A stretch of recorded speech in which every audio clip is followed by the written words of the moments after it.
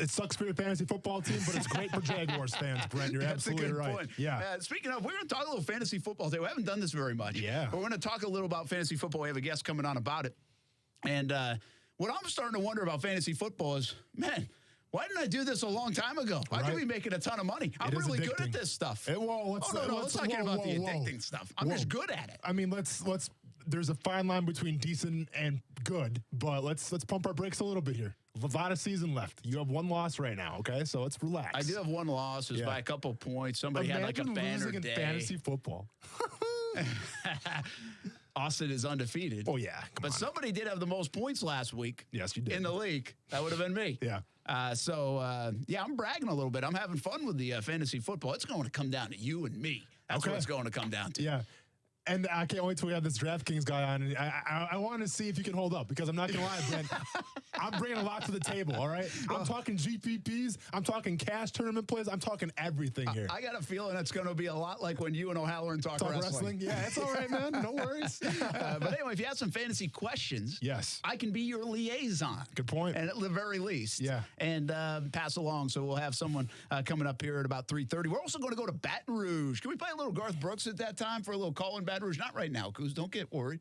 I'm in like an hour or so, like an hour and a half. We're going to go Jacques Doucet from LSU and really from Baton Rouge, CBS affiliate there. He covers LSU, has for a long, long time. I used to work with him actually my first job in Alexandria, Louisiana. Yeah. And if you want a Raging Cajun, you got Jacques Doucet as a Raging Cajun, man. Whoa, hey, man, the dude's name is Jacques. So, yeah, I'm sure he's bringing a lot of Cajun to the table today. I can't wait. Good dude. And they're fired up in LSU for this football game against the Gators. We haven't talked a ton about it, but we'll spend a little time on it later on today.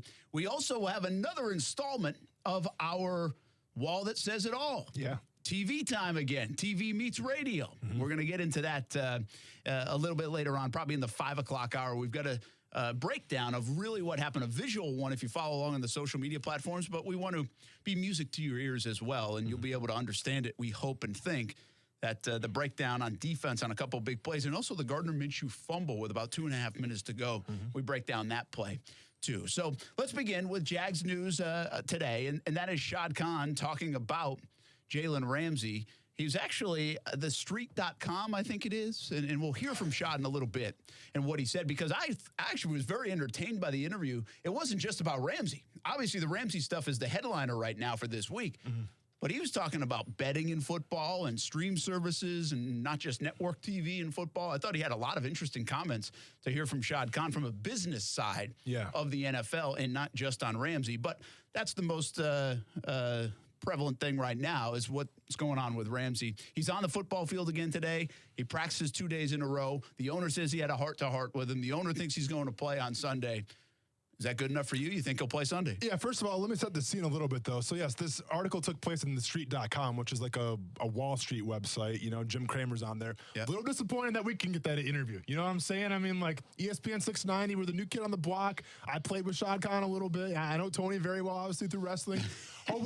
Hoping to get that interview. I love the fact that Austin's now a media guy. And now he's getting a little bit hurt when you don't get the interview. I'm all in on this. I still haven't even been on the yacht yet, but listen, regardless. I haven't been on the yacht yet either, but Shad Khan's been very good to me over the years, and we've been the official TV station a lot of those years, and we usually catch up with him once a year. And actually, the interesting thing is I was supposed to do a sit-down interview with him right before the season started, but Hurricane Dorian happened. Oh, okay. And so it messed everything up and everybody's travel plans, what the Jags were doing, and so we didn't do so. So maybe we'll get a chance to talk to Shad Khan again, but don't get hurt. It's okay. All right. We're just in the information gathering business. Well, I didn't know what thestreet.com was. I didn't either. I had to look it up. I don't pay attention to any of that stuff, but it's sometimes you get some really good responses when it's a little bit outside the norm, too. And I think this interview is a little bit outside the norm because I don't usually talk about sports. Yeah. But this was kind of business and sports, including Jalen Ramsey. So is that good enough for you? Do you think he's going to play? Yeah. You know, I mean, I think it's like I said, Brent, everything is trending up. Now, once again, it's a back issue. You know, I mean, things could tighten up. Things could take place where, he could start going on the downside a little bit. But the fact that, and listen, we talk about this all the time on this show. Shad Khan, when it comes to the X's and O's of football, maybe doesn't know everything, right? But Shad Khan is a smart man. All right, he's a billionaire for a reason because he's a smart man. And the fact that Brent, he quoted this a long time ago when he said that he's going to do what's best for the team, and it's his plan to keep Jalen Ramsey because he understands it. And I get it. Jalen Ramsey can generate some revenue for you because you're a businessman, but he understands because winning a Super Bowl is super important to him as well. The fact that if Jalen Ramsey's on your team, it gives you the better chance to win a Super Bowl, like Shad Khan wants. So from that perspective, I love the fact that Shad Khan took it upon himself to sit down with Jalen, kind of hash things out a little bit, at least get on the same page. I always say this, in a work environment, in a stadium, communication is key. And the fact that, the owner, the top dog, took it upon himself to hash things out a little bit, it gives me confidence going forward now. Yeah, listen, I think that's the fascinating part of this. I think he made it sounds like might have made a special trip in for this to say, hey, this is where we're at, and here's the deal. And, when the owner says a heart-to-heart with the player, that's important to the owner. And I think as a player now, you start to say, wait a minute, I've asked out of here. I don't want to be here, but they are showing me that they really want me to be here. Does that mean something? It's got to mean something. And we're going to talk about that because, to me, there are a few things going on here. There's the whole situation. There's the fact that, okay, Jalen looks like he's going to play, and I think that's good for him, and I think it's good for the football team. And however this ends, it's good for both parties in the immediate. That's for sure. But I think Shad Khan is showing that, you know what?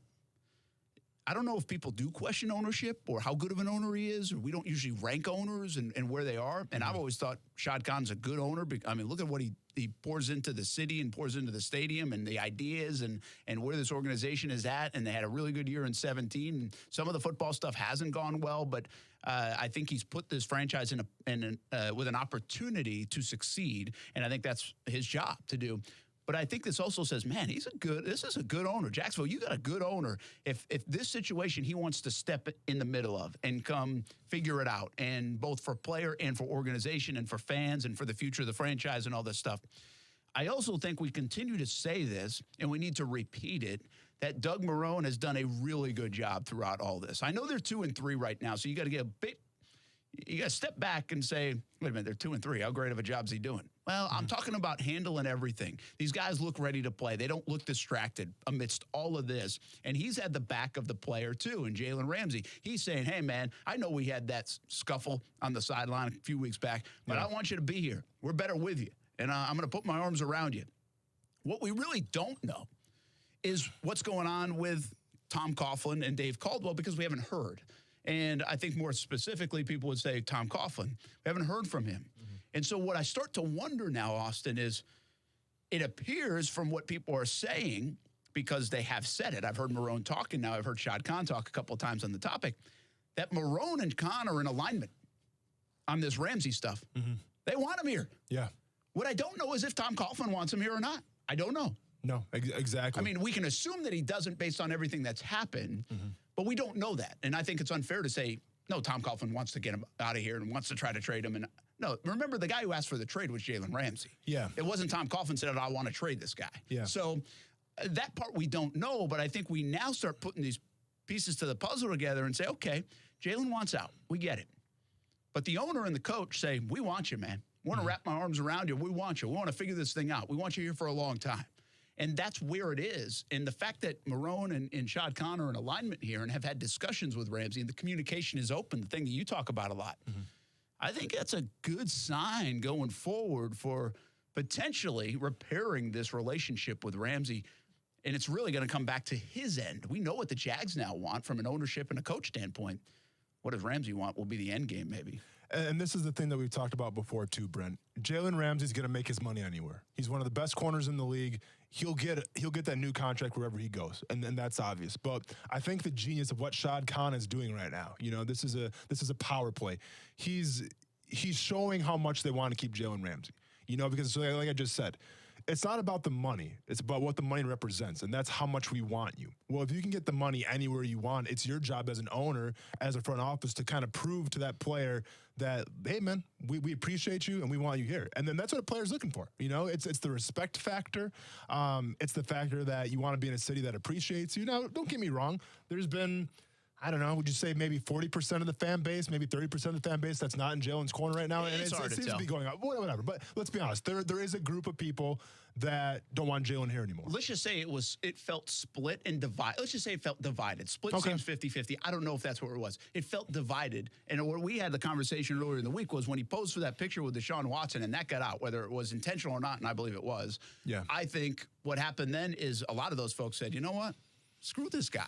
You know, you shouldn't be taking pictures with. That was what the fan base said, right? But I also think those same fans will be like, I can't wait to see him play on Sunday. That's just the way we are as fans, or people are as fans. You know, I mean, that's going to happen. Yeah, exactly. And that's my point. You know, I mean, I was on the sidelines when they played Thursday night, and the fans are booing him, right? When he came out of the tunnel. Fans are booing Jalen Ramsey. And, you know, rightfully so. If you're a fan, you're probably frustrated. But if you take all the emotion out of it, because I've heard reporters, I've heard media people say, they got to get him out of here. We don't like him. Take the emotion out of it, okay? I don't care what kind of guy Jalen Ramsey is in front of a microphone. I don't care what kind of guy Jalen Ramsey is in public. I don't care if Jalen Ramsey kicked your poodle for some reason. I really don't care. All I care about, honestly, is what Jalen Ramsey does in the field. And what he does in the field is perform like one of the best corners in the NFL. And if he's out there against Michael Thomas, you're going to feel a lot more confident going into this Sunday as opposed to if he's not. Absolutely. I think we'll hear from Shad Khan when we come back, some of the comments that he made and what they mean. And we'll hear about the Jalen Ramsey stuff. So we'll get into it a little bit more. And what should we expect? And does this change your idea of how this might play out in the future now? Keep in mind, the countdown's on. About 19 days away from that trade deadline. So things could still happen. I think there will be rumors that will be made. But could we see a Ramsey back off the idea of wanting to get out of Jacksonville at all in the next few weeks? Some interesting thoughts on that. We'll get your thoughts too. Star 690. You're always welcome. Brett Martineau, Austin Lane, Coos along on a Thursday. Action Sports Jax on ESPN 690. Action Sports Jax with Brent Martineau on ESPN 690 is brought to you by Best Bet Jacksonville and Orange Park. Now, the First Alert forecast on ESPN 690. Becoming partly cloudy today. An isolated brief shower possible. Highs near just a bit above 80 degrees. Pretty comfortable. Join me beginning at 5 p.m. for CBS 47 Action News Jax from the First Alert Weather Center. I'm Chief Meteorologist Mike Burrish.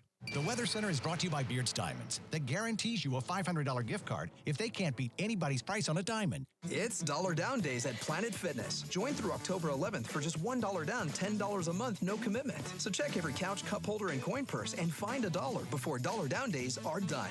Join for $1 down in club or at planetfitness.com. See club for details. Alexa, how do I drive more customers into my business? First, people will need to hear about you. Okay. Then you need to be online where they look for you. Online, huh? Then you need to be involved in the community. Then you need to... Whoa. I don't have time for all that. I need to run my business. Alexa, can you help me find someone that can help me with online marketing? Okay, searching for a local team that can help. Local Solutions, your local marketing team putting you at the top of mind. Visit JacksonvilleLocalSolutions.com today and let us take your business to the next level so you can get back to running it. Local Solutions, powered by Cox Media Group. Marketing solved. It's coming like an avalanche of savings. Rocks, big ones, little ones, all beautiful and all one of a kind. Rocktober. Yes, all of our GIA certified diamonds are on sale for 1 week only. And only at Beards Diamonds. Get her the rock she's always wanted and take an extra 20% off Beards Diamonds' already unbeatable prices. Rocktober. It's your chance to buy like the dealers buy. Choose from half carat to 10 carat at prices never before seen. Beards Diamonds Rocktober for 1 week only, October 14th through the 20th. Choose from North Florida's largest inventory at the lowest prices. Rounds, ovals, princess cuts, pear shapes, cushion cuts, even fancy yellow diamonds. All GIA certified and on sale. Now's the time to get a bigger, better rock. Rocktober. For 1 week only, October 14th to the 20th, and only at Beards Diamonds. Where exceptional is affordable. In the St. John's Town Center and at beardsdiamonds.com. You're pregnant. How far? 1 month, 2, no doctor yet. I can't afford it. Protect yourself and your baby. The health department can help you out. Test for STDs. I don't have diseases. You don't know. You don't always have symptoms. STDs make you and your baby sick. I don't want my baby sick. No one cares more about your baby than you. I'm calling my county health department. A message from the Florida Department of Health, the Florida Association of Broadcasters, and this radio station. There is one name synonymous with joint replacement excellence, and that name is Heekin of the Heekin Clinic. For 18 years, Dr. R. David Heekin and his staff have been the leader for treatment of hip and knee pain. Eliminating hip and knee pain through advanced surgical and non-surgical techniques has been Dr. Heekin's sole goal since retiring from the Army in 2001. If you're looking to ease your hip and knee pain, schedule an appointment today and call 328-5979 or visit HeekinClinic.com. That's HeekinClinic.com. Action Sports Jacks on ESPN 690. We welcome Mike Leach to the show, giving you a scenario that in September of 2019, week 2 of the NFL season, Gardner Minshew would be the starting quarterback of the Jacksonville Jaguars or a grad coach somewhere else. Which would you have picked? Gardner came about a year from just sort of checking out and being a coach. So it's really, I think, fulfilling to a lot of us to see Gardner in the NFL. Weekdays from 3 to 6 p.m. on ESPN 690. Action Sports Jacks on ESPN 690. Hey, Maurice Jones-Drew, how many times did you ask for a trade while you were a player? I asked one time. I think it was when I was holding out. Kind of was like, hey, if this is the way you feel about me, maybe we can work something where I can go somewhere else. Weekdays from 3 to 6 p.m. on ESPN 690. I'm Kevin Rahm, and this is Action Sports Jacks. Well, I think, he's going to be playing this week. So hopefully you'll tune in to the Saints game. But I think it's something, you got to balance what's good for the team with what the individual maybe wishes might be. And I think we'll be able to kind of formulate here. I met him a couple of days ago, had a heart-to-heart. And I think we'll be able to come to whatever makes sense for all. Well, that's Shad Khan talking to the street.com, I think it is. Again, more of a business platform. Mm-hmm. And obviously, Shad Khan, the Jags owner, has plenty of business platforms to talk about. One of them being the Jacksonville Jaguars. Brent Martineau, along with former Jag Austin Lane. Kuz is here as well. Good to be in studio after a couple of days in Brandon, Mississippi, following Minshew Mania. That was a lot of fun, and we'll continue to bring you more of the stories from Brandon, Mississippi. But right now, the big story continues to be Jalen Ramsey, and you just heard the owner of the Jaguars. He's going to play, according to Shad, on Sunday, and, of course, there's a lot that can happen between now and then. The good thing is, from a playing standpoint, Jalen Ramsey was on the field yesterday, on the practice field today. That's a good sign. No setback yet, at the very least, in terms of being out on the field. Tomorrow is the next step of this where the designation comes. Is he going to be ruled on the injury report at all? Questionable, out, any of those kind of things. And then there is another element. Whatever comes out tomorrow isn't gospel. Because Saturday's a walkthrough, and there's another test right then to anybody who's injured, including Jalen Ramsey. And then, of course, Sunday is the inactives. That comes out 90 minutes before the game. So we really don't know, and I don't think we will know until 11:30 on Sunday morning what the end game of all this, even though right now the narrative is there's a really good chance he plays Sunday against the New Orleans Saints. And how big that would be, of course, well, we've all said it all week. I mean, Michael Thomas is a really good player. Look what he did last week. Look what he's doing for my fantasy team. And everybody knows that. He's a guy they have to stop, although I still think the focal point is stopping Alvin Kamara, especially given the fact that McCaffrey just ran nuts on the Jacksonville Jaguars. So anyway, the owner talks and says, hey, that part of it. I think the other part don't get hidden now. Although the expects to play is the headline. But certainly another part of this story is the heart-to-heart that he had. Mm-hmm. You know, what went down there? How long was that conversation? It sounds like he just, whether he was here already or came in just for a conversation with Jalen Ramsey, however that played out, he felt important enough to have a conversation one-on-one with their star cornerback. They're all-pro corner. They're Pro Bowl corner.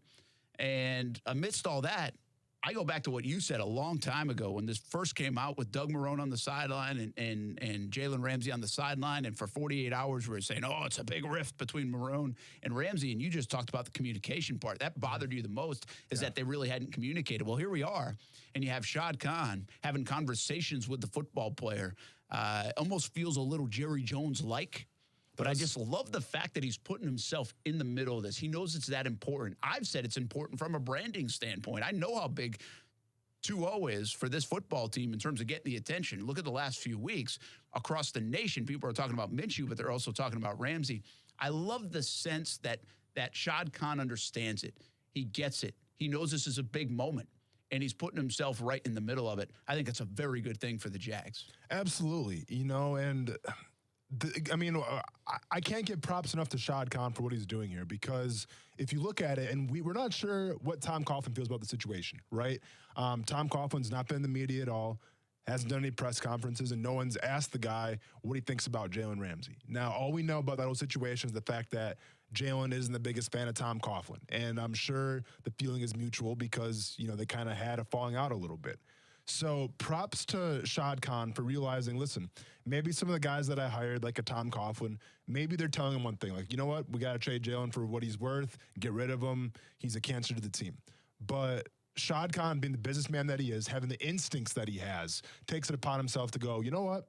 Regardless of what people are telling me, regardless of maybe what the fan base is trying to say, regardless of what maybe NFL experts on ESPN are saying, I got to keep Jalen Ramsey. I have to do everything in my power to try to keep Jalen Ramsey in Jacksonville, at least for this year. And the fact that he had the communication, he had the meeting with Jalen Ramsey, number one, it shows that it must have went good. Because Shad Khan wouldn't have brought up the meeting if Probably it didn't not. go good. Yeah. There's no way they're going to meet and all of a sudden there's a big falling out and Shad Khan's like, guess what? Met with Jalen Ramsey, didn't go so well. No, that's not how business works.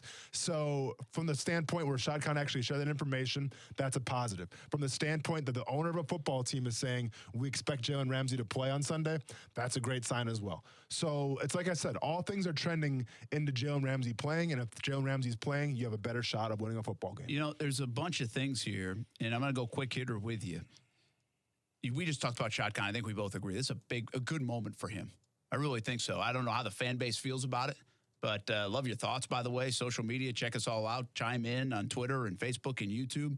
*690 904 362 but don't you love that your owner's doing this? Whether you agree or disagree or don't like where the Ramsey thing is, or now you're done with Ramsey, the idea that your owner is stepping in, and he's been very not involved when it comes to football things.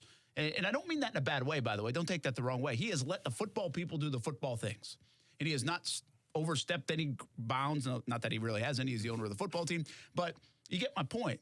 So this is kind of an unusual thing. Now, has it happened in the past? Remember when he had the comments about Maurice Jones-Drew and he said the train's leaving the station? Yeah. That's kind of the last time I remember him really being vocal about a player like that. He has had comments over the years about Bortles. He has supported their situation and their decisions about Bortles in the past. And listen, he is aware of all this stuff. I'm just saying day to day, he doesn't really, he's not, at least out in the public, with saying and doing things with players. So I love the move here. I also said earlier, and what's your thoughts on this? Doesn't this show an alignment between at least Marrone and Khan? Well, absolutely. Yeah. I mean, it shows that they're on the same page because what do they both have in common? They both said they want Jalen Ramsey. Todd Wash has come out and said he wants Jalen Ramsey. So, yeah, from that perspective, Brent, I think they're all on the same page. And that's a good thing, at least, especially from the top, especially from the owner to the head coach. Now, I'm not sure where Dave Caldwell falls in this because, let's be honest, he's an important piece too because he's the guy that's handling the contract. Well, him, I guess, and Tom Coughlin. But Dave Caldwell's an important piece as well. And let's be honest, we haven't heard much from Dave Caldwell. So we don't really know where he stands either. And I don't think you will. And by the way, I think, and I'm not going to put words in Dave Caldwell's, mouth. Yeah. But my belief is he drafted the guy. And you want that draft pick to be there for as long. You might have drafted a guy that has Hall of Fame potential. A perennial Pro Bowler, I think that's clear. You might not come with me on the Hall of Fame stuff, but he's a good player. Might be the best player you've ever drafted. I can tell you this, Dave Caldwell, I think wants him to stay. If I drafted him, I'd want him to stay. I don't care about all the other stuff. Do I think you have to put up with some things? Yeah, but again, that happens. Yeah. It happens around the league. And so that would be my guess, and this total guess. But I would say, heck yeah, he wants to win football games. His job might rely on them winning football games this year. Yeah. Sure he does. Now, what we really don't know, and it's hard to get a feel for because this has been positioned as Coughlin versus Ramsey, is we don't know that part of it. Somewhere in a corner office at Jags headquarters, we don't know how Tom Coughlin feels about it. Tom Coughlin may have looked at the last few weeks and said, hey, we can win without this guy. We might be better without this guy. I mean, we might, but, without the distractions, he's been around football a long time. Sometimes teams do better without a star player. I mean, sometimes it happens, even though he's a really good football player. I mean, we'll talk about the Nationals a little bit later.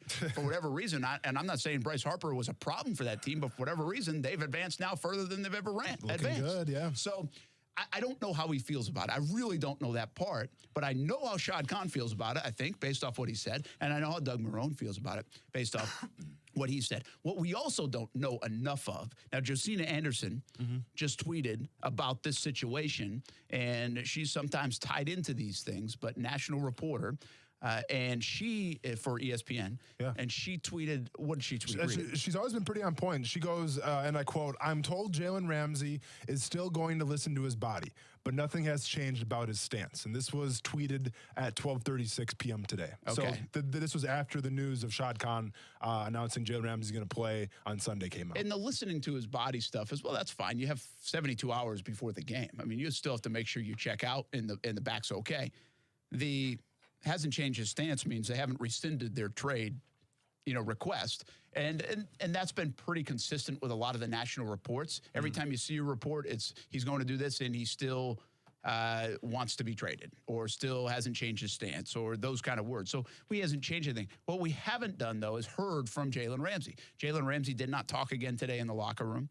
And maybe he'll do it tomorrow, but it's really been a couple of weeks now that he has not talked to the local media. The only time we ever hear from Jalen Ramsey is maybe something on social media or on that, what is it called? The podcast with Nate Burleson, 17, is it? 17, I think. 17 weeks out. But but also I want to touch on too. So this, Josina Anderson? Josina. Okay, yeah. So she's been pretty close with everything she said about Jalen Ramsey. And listen, I don't know who her source is, if it's his agent, if it's somebody in the building, but you got to keep in mind, too, the fact that this actually came out, it's kind of telling in itself. I know it doesn't really say much, Brent, but the fact that he's going to listen to his body still, that leads me to believe she must have said to somebody, "Oh, so he's playing now." And that person was like, whoa, slow down. He's still going to listen to his body. There's still a little positioning. There's still a little positioning. And I want to ask you a little bit later about positioning. Could Shad Khan have been doing that at all today? Or am I really subscribing to the conspiracy theory? You are wearing a tinfoil hat right now. Possibly. Hey, when we come back, how about a little fantasy football talk? We don't do that very often. Your questions are invited on ESPN 690. ESPN 690 Sports Center Update.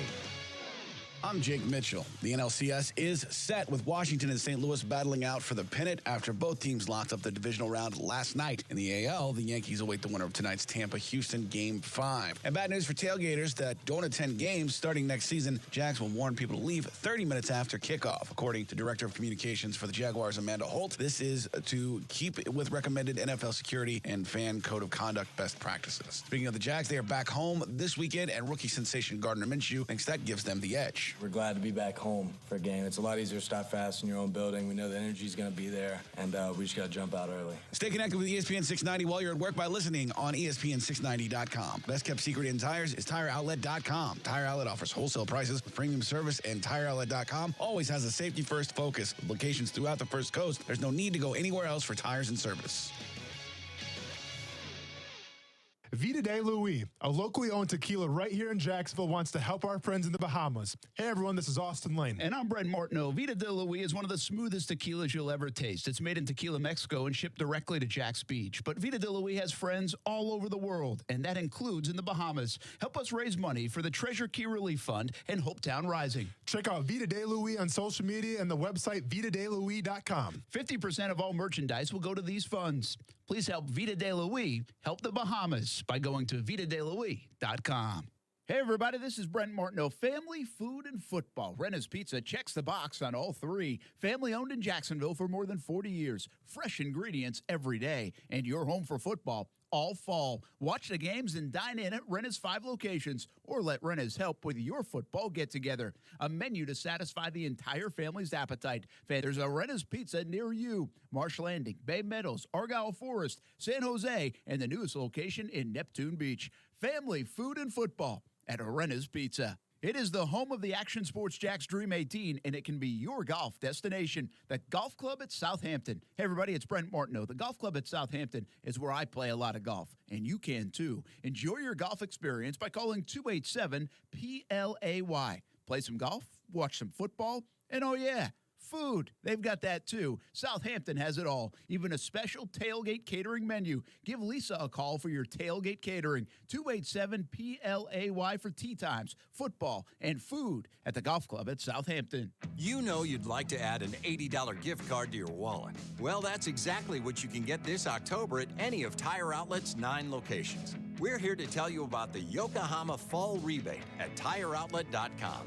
You'll receive up to $80 on a Visa prepaid card or Visa virtual account with your purchase of 4 select Yokohama tires. The Yokohama Fall Rebate offer, only this month. See more rebates and info at TireOutlet.com. Wholesale prices, premium service. Golick and Wingo. I don't know if I've ever felt worse for a kid in the league than Josh Rosen, It's like deja vu for him. He's going through this all again. We may never know what Josh Rosen could or could not have been because of the 2 situations he's found himself. Golick and Wingo. Weekdays at 6 Eastern on ESPN Radio and ESPN2. Brent Martineau. You see him every day on CBS 47, Fox 30. Action Sports Jax. Austin Lane. He's a former Jag star and current MMA fighter. Broadcasting live from the Anna Jar and Levine studio. This is Action Sports Jax on ESPN 690 and ESPN690.com. Well, the question I really want to know is, am I the greatest fantasy football player ever? Well, have I you're reached not, that though. stat? You're not, though. Yes. You're not, though. Us.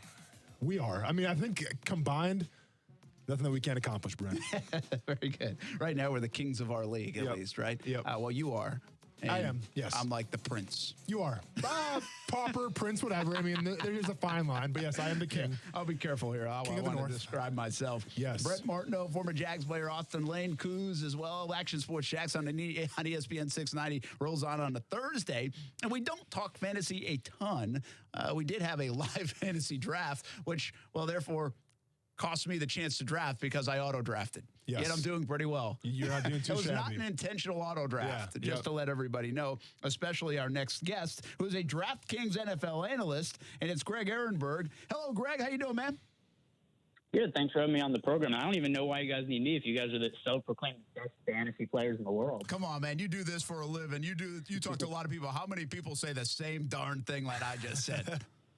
Is anybody who's the best at anything proclaim they're actually the best at anything? Like you just kind of go do it because it's just kind of, if you're really good at something, it's just kind of apparent to other people. You don't go around telling people like, "Hey, I'm the best at this." Yeah, that's a good point. I've been to some best steakhouses, and you know what? They weren't the best steakhouses as they claim. So that's a really good. I think solid it's a point. good way to look at almost everything. If somebody's going to tell you how good they are, they probably aren't. Yeah. And well, that is actual fact for me because like I dropped fantasy for a while. I wasn't playing it.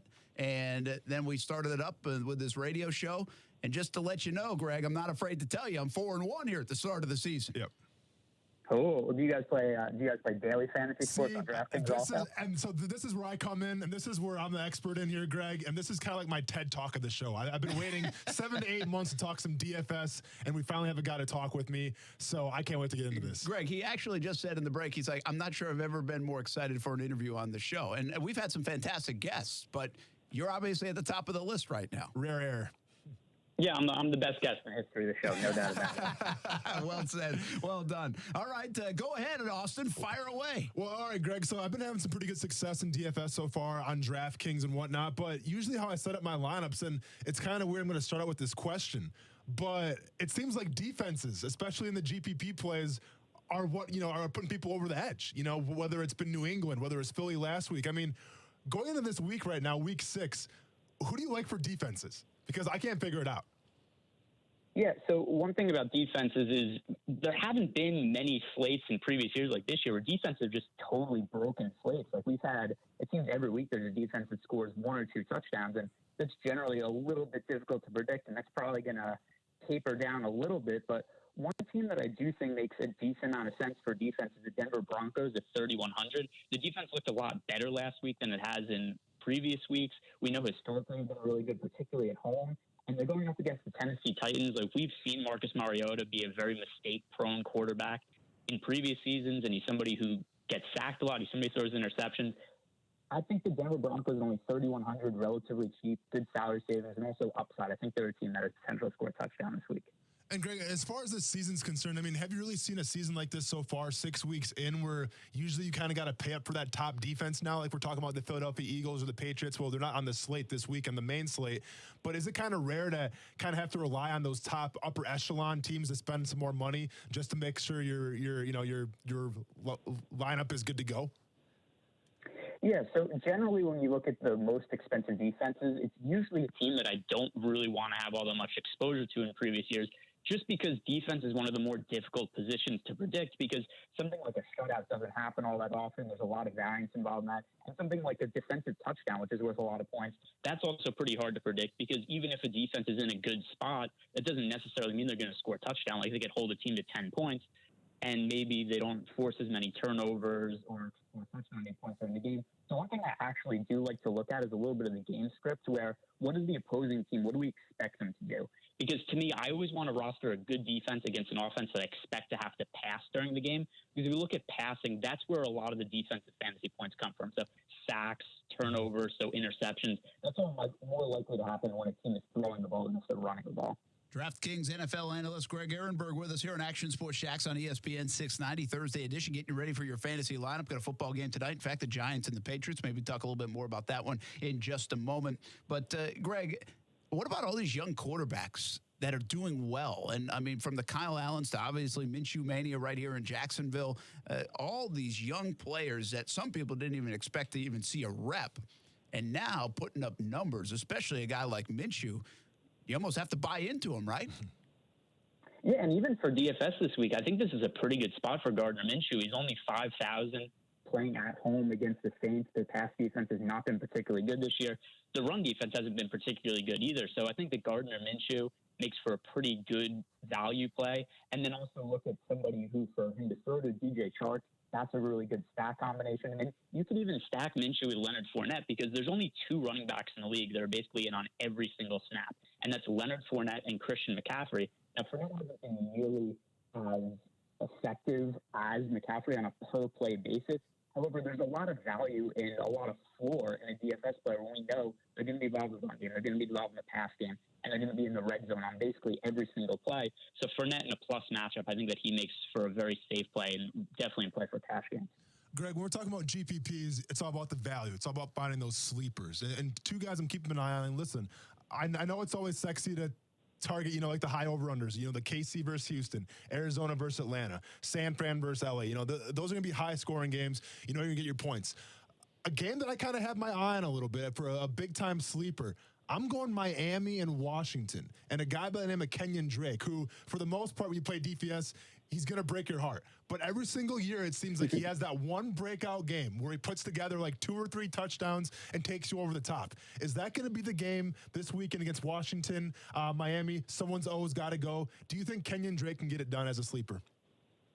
Yeah, I think that's a really good call, especially because if you look at the snap count from last week, like Ballage has been terrible this entire season, but for some reason, he's been getting the majority of the snaps at running back for the Dolphins.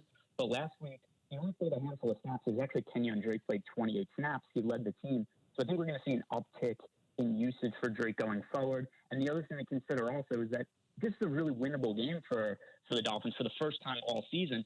And these are types of games that, like you said, I kind of like to target bad teams against bad teams because something has to give. Like all these other games where we just see the Dolphins get blown out. We've seen the Redskins get blown out. Somebody's going to win this game. Somebody's going to put up points.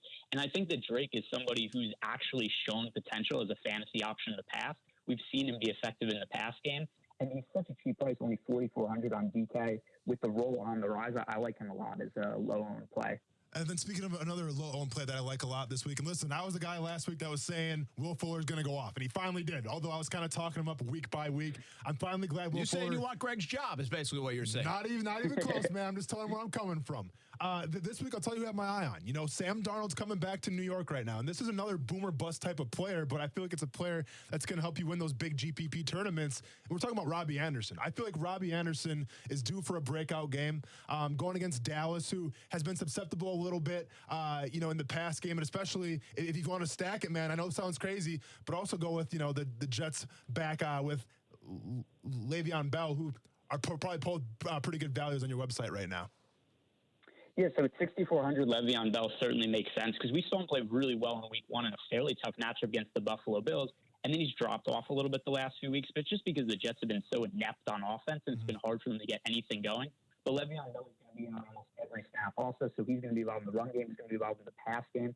In terms of a pass catcher, I'm actually leaning a little bit more towards Jamison Crowder than Robbie Anderson. Okay. Now, Robbie Anderson does have that big play upside, and we've seen him win GPPs in the past.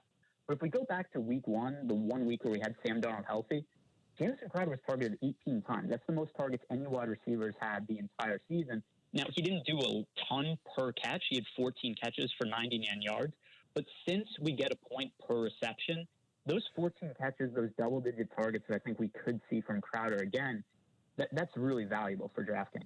Greg Ehrenberg, DraftKings NFL analyst, with us here on Action Sports Jax on ESPN 690. Brent Martin, along with former Jags player Austin Lane, current MMA fighter Austin Lane. They have DraftKings MMA. Better believe it. Yeah. Oh, yeah, we do. Yeah, putting my money on you, man. November 9th. That's right. Man. I appreciate we get in that. Hey, Greg, by the way, Austin, you talk about bragging.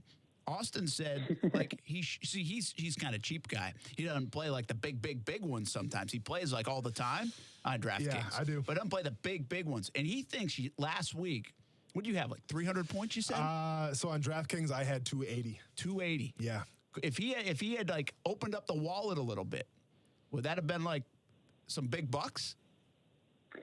Last week, I think, might have been the highest scoring week there's ever been in DraftKings history. Definitely the highest I can remember in recent memory. But there were some GPP scores where people scored like well over 300 points. Okay. So you would have done well with 280 points, but you weren't winning $1 million last week with 280 fantasy points. Well, that makes you feel better. Well, it makes me feel better because the only mistake I made literally last week was playing with Larry Fitzgerald. I paired him with Kyler Murray, and Fitzgerald, he had an okay day, but wasn't off the charts or anything. But Greg, your story is interesting, man. I mean, you were a stand-up comic and comedian, and you go over to DraftKings analyst. How the heck did that happen? And do you feel pressure to always tell jokes just because you were a stand-up comedian?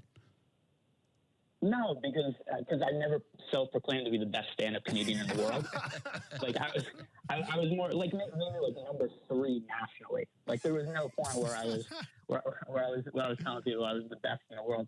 But no, I mean it's more stuff like this where you just come on and just kind of be myself. I don't really feel any pressure to come out and tell jokes. Just kind of hang out, talk about fantasy football, and it just ends up being a good time. Yeah, what a cool thing you're doing now. Of course, DraftKings NFL analyst Greg Ehrenberg with us. You can find him on social media as well, and we linked him up with our show that's also on Twitter at BrentASJax. So you can follow Greg and have more information on that.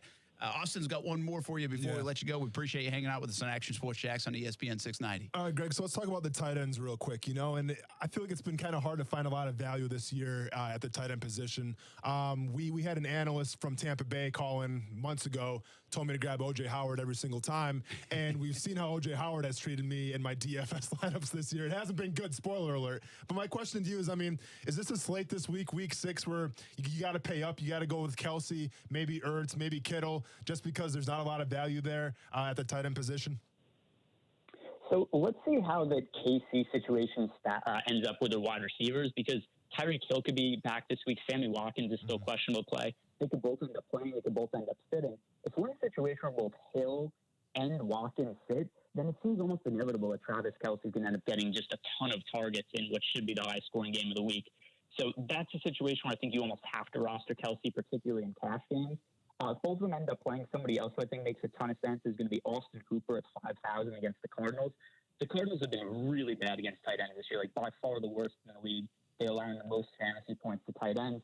So if this is a situation where Kelce has a little bit more competition for targets, then I drop down and play Austin Hooper, who's been really solid this year going up against the Cardinals. Greg Ehrenberg with us. Thanks for checking us out, man. We appreciate you joining us, giving some advice for our listeners, and I'm sure they enjoyed it. I know Austin enjoyed it. That's all that matters. That's all I care about. He will be the best by the end of this week now. Oh, yes. Now that he got some of that advice. Appreciate you hanging out, man. Thank you. Yeah, thanks for having me on the show, guys. All right, Greg Ehrenberg. And again, you can follow us on all the social media platforms, and we'll attach his Twitter handle as well. I would spell it for you, but I know you're not going to write it down, so just go to my Twitter handle and you can see it. It's not a very difficult spelling, but there are a lot of letters attached. So that might be the easiest way to do it. Did you get a little confused about some of my terminology I was using? You were rolling, man. I mean, you knew all that. I've heard of that. I still have an account on what's up. DraftKings. Yeah. It's not your first rodeo. I still have like money in my account, which means I won. Okay. So hey, I got to get back in it. I got to get back on it. Yeah. I'm going to do it. It's addicting, man. Careful now. Oh, I know it is. Careful. That's. I mean, I was all in, and I like it. It's fun stuff. It's really good stuff to do. So we appreciate Greg coming on with us and talking a little fantasy football. That was a lot of fun. Especially because we're doing well in our fantasy football. And actually, since we're on the topic of fantasy football, before we go to a new topic here, my friend Alex back home in Wisconsin, he owes you a thank you. Because he listened to our show that Thursday night for the Tennessee game, right before the game. Yeah. And you talked about how you thought DJ Chark was going to come into his own, thought he had a really good rapport with Gardner Minshew. Well, AP, my friend, picked up DJ Chark that night. Ooh, baby. Put him on his roster and has been paying, dividends ever since. So thank you to you from him. Yeah. I give out fantasy advice. There you go. I have to give Brent some props on that one. That's the way it works. By the way, I do have an update on Gardner Minshew. This just coming in. Will be listed as a limited participant on today's injury report with a minor groin soreness. So nothing alarming.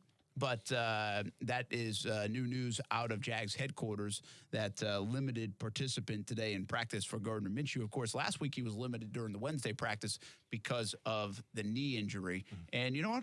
I didn't think that showed up much on Sunday, so I think that was nice. The fact that he's got that brace didn't seem to bother him. I don't think anything that happened in a bad way at all on Sunday was you could attribute to the knee injury. So that's a good sign. It is. Moving forward for the Jags. Now he's got soreness in the groin and will hopefully be able to go and no further problems with Gardner Minshew heading into the weekend against the New Orleans Saints. Hey, when we come back, a little balling and falling, we do have a Gardner Minshew and Jags defense breakdown coming up a little bit later on the wall that says it all. We went down to the TV studio again. We also have a little LSU Florida talk. We'll go to Baton Rouge to get the latest. Tell you what, the Tigers are fired up for this one, and they're not biting their lip at all, talking about the Florida Gators. So we'll get into that. But next, balling and falling, and might include, wow, a heck of a baseball game last night. That's next on ESPN 690. We're coming to Jacksonville. Well, hey, it's Mike Golick. We'll be in town for the Georgia-Florida game and want to invite you to come watch us do our show live from Intuition Ale Works. What better way could you spend your Friday morning? Take your time. We'll wait. Well, it looks like we'll be seeing you at Intuition Ale Works. Everyone's invited, but only a few will get the VIP treatment. To register for your chance to win VIP passes, go to ESPN690.com. So your team scores. Suddenly you're best friends with perfect strangers. Tullamore Dew calls these friendships fanships. When the game is on, order a Tullamore Dew, the original triple-blended, smooth-sipping Irish whiskey for the person next to you. This game day, grab a Tully and strike up a fanship at... Find Tullamore Dew in Jacksonville at Hoptinger Jack's Beach, Hoptinger 5 Points, and H. Jopton. When it's game time, it's Tully time. Tullamore Dew Irish Whiskey, 40% alcohol by volume, 80 proof, 2019, imported by William Grant & Sons, Inc. There's a lot of reasons for buying flowers for your wife or girlfriend. Birthdays, anniversaries, you're in trouble again. But those are all pretty cliche. How about you get her flowers because she fixed your favorite dinner, or just because you want to surprise her? No matter the occasion, or no occasion at all, check out Seawalk Custom Florals. They even deliver. Visit SeawalkCustomFlorals.com or call 904-554-0617. And don't forget about your mom either. Seawalk Custom Florals. What's up, North Florida poker fans? This is Allie McDeal from both Best Bet Card Rooms in Jacksonville and Orange Park. The World Poker Tour is well underway at Best Bet Jacksonville. Lock up your seat in the $5,000 buy-in Best Bet Bounty Scramble for just $120. You'll find satellites going on now and every day throughout the entire series. Get ready to take your shot at $1 million prize pool and the WPT main event. For more detailed information, visit them on the web at bestbetjacks.com. Best Bet, where anybody can win. All-Stars Restaurant and Bar, 1111 Sesame Boulevard. True $2 Tuesdays, each and every Tuesday from 5 to 8 p.m. Happy hour special, $2 vodka, $3 wine, $5 Ciroc, $5 Hennessy, $12 oranges, 50-cent shrimp. All-Stars Restaurant. Get there. It's Dollar Down Days at Planet Fitness. Now through October 11th, you can join Planet Fitness for just $1 down, $10 a month, no commitment. So if you really think about it, you have plenty of cardio equipment between your couch cushions and quite a few strength machines in your cup holder. Oh, then there's that free fitness training in your sock drawer. So check every couch, cup holder, and coin purse and join by October 11th for just $1 down, $10 a month, no commitment. Join in club or at planetfitness.com now through October 11th. Planet Fitness clubs are independently owned and operated. See club for details. We're coming to Jacksonville. Oh, hey, it's Mike Golick. We'll be in town for the Georgia-Florida game and want to invite you to come watch us do our show live from Intuition Aleworks. To register for your chance to win VIP passes, go to ESPN690.com.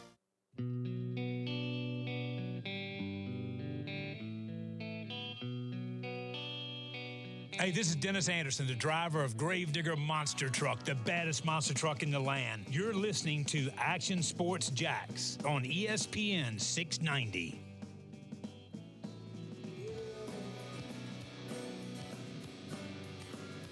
All right, a little balling and falling time.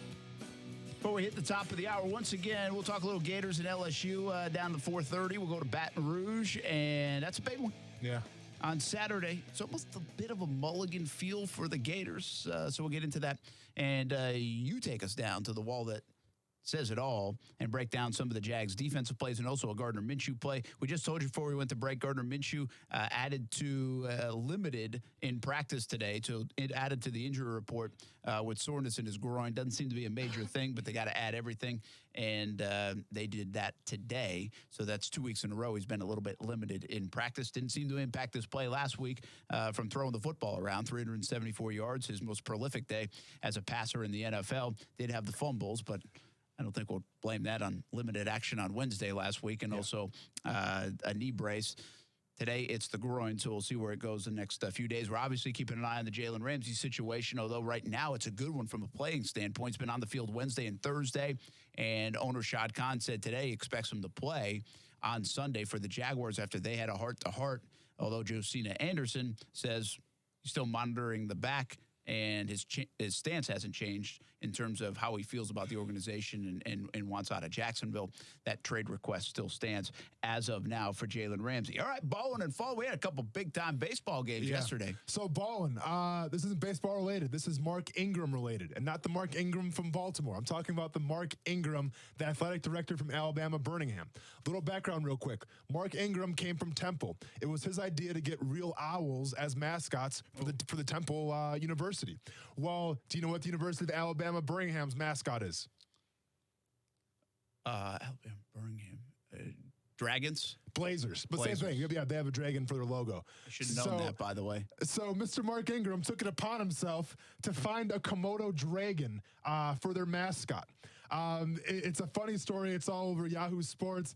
But apparently he came to the realization that when he asked a trainer how much a Komodo dragon would cost and what it would take, the trainer responds by saying, well, they spit at their prey, and their spit causes paralysis. So, they can go around and eat you.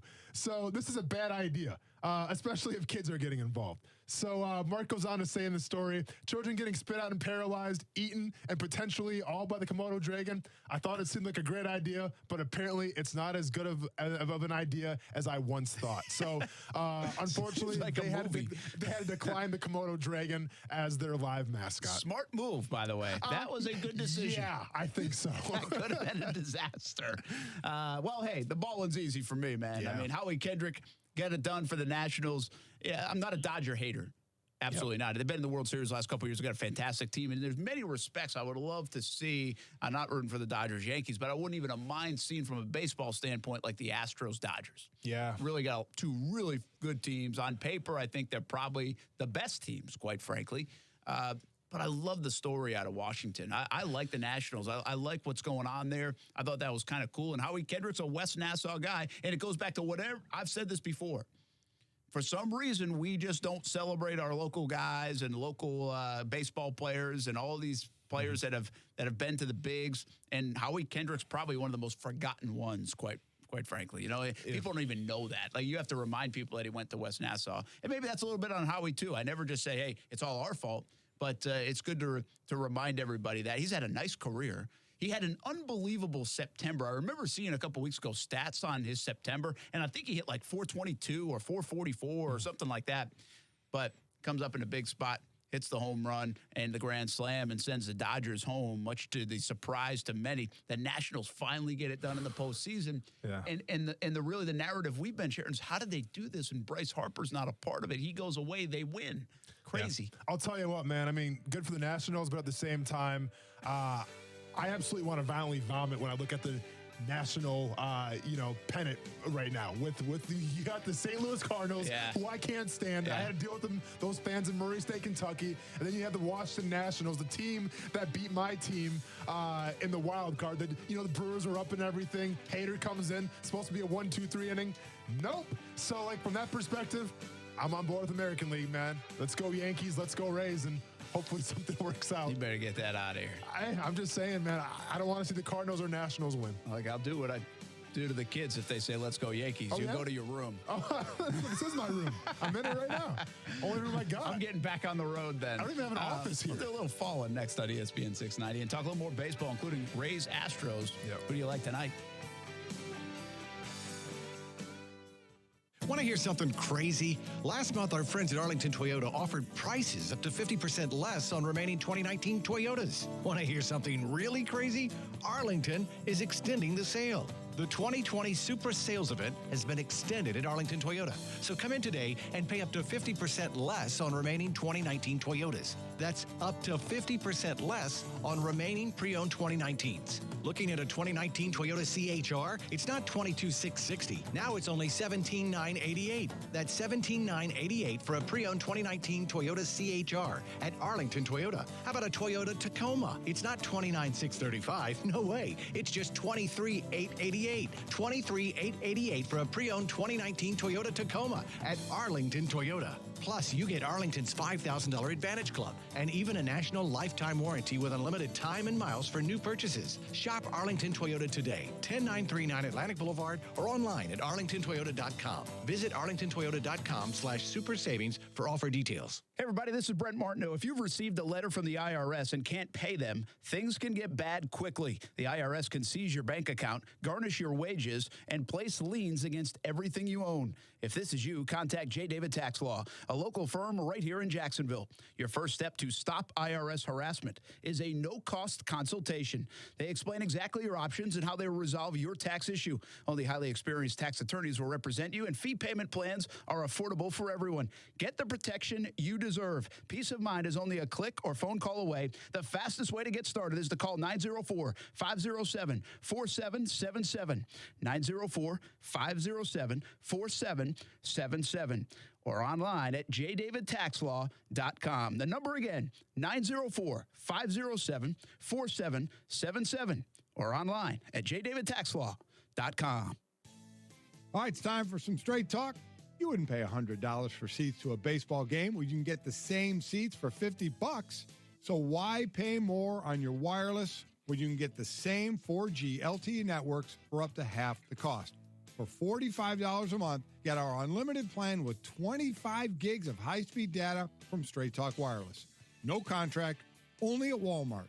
Savings may vary. See terms and conditions at straighttalk.com.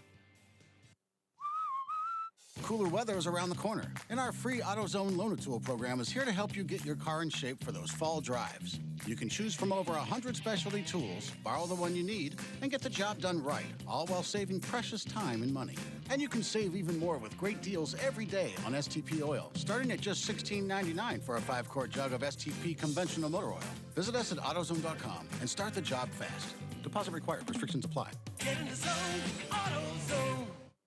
Broadcasting live from the ESPN 690 Anajar and Levine studios. Anajar and Levine Accident Attorneys. Call 904-600-4000. That's 904-600-4000. ESPN 690. Jacksonville's home for ESPN Radio. WOKV Jacksonville. Listen live everywhere you go on ESPN690.com. ESPN 690, a Cox Media Group station. Brent Martineau. You see him every day on CBS 47, Fox 30, Action Sports Jags. Austin Lane. He's a former Jag star and current MMA fighter. Broadcasting live from the Anajar and Levine studio. This is Action Sports Jax on ESPN 690 and ESPN690.com. All right. We did some balling. Yeah. How about some falling? Am I going first? Heck yeah, you're going first. With condolences to Stuart Weber, you have to go fall in the Atlanta Braves, right? Oh, my I gosh. mean, allowing 10 runs in the first inning. It was funny. There was a guy on Twitter that said, I'll bet anybody right now that the Braves come back and win if you give me 50-1 odds. And I almost took that bet. But I was like, nah. It's just the truth wasn't worth the squeeze there. But I got to ask you, though, Brent. I mean, as far as, if you want to call it a curse. Was it a tough ride home with Weber? Yes, it was. Okay, I was going to ask you that too as well. I can't imagine. But, as far as curses are concerned or just, disappointments, like, to you, who's been more disappointing in the World Series runs, or at least their ability to get to the World Series? Has it been the Atlanta Braves or the Los Angeles Dodgers? Because really the Dodgers are falling too. Clayton Kershaw, once again, giving up 2 runs in that last game. And a guy who's really automatic in the regular season always seems to have problems in the postseason. Yeah, it's a good question. I don't think I would put the Dodgers. Mm-hmm. I think is the bigger loss because it feels like Atlanta's on the rise. They have so many young players that sometimes you go through these things. Mm-hmm. And it's not easy to win in the postseason. I mean, baseball's a weird game, especially the short series. And I think they were good enough to maybe even, I don't know about win it all. I don't know if I like the Braves that much, but they're an exciting team. If they can add some parts and they can continue to build off these young guys like Acuna, then they're going to be around for a bit. I feel like they've put that team together pretty nicely. The Dodgers, on the other hand, this will start getting in their head a little bit, I mean, you lose twice in the World Series. You've been making it, and you get far, but you can't get over the hump. And now you cut one even short. You don't even get there, and everybody just expected you to walk through, which is dumb because nobody walks through anything in professional sports, especially in the postseason. But this one stings. And, what they really have to do, it stings for Kershaw, too, because Kershaw is never going to lose this label now that he can't get it done in the postseason. But I'll tell you what, you go back and look at that Rendon home run, that was not a bad pitch.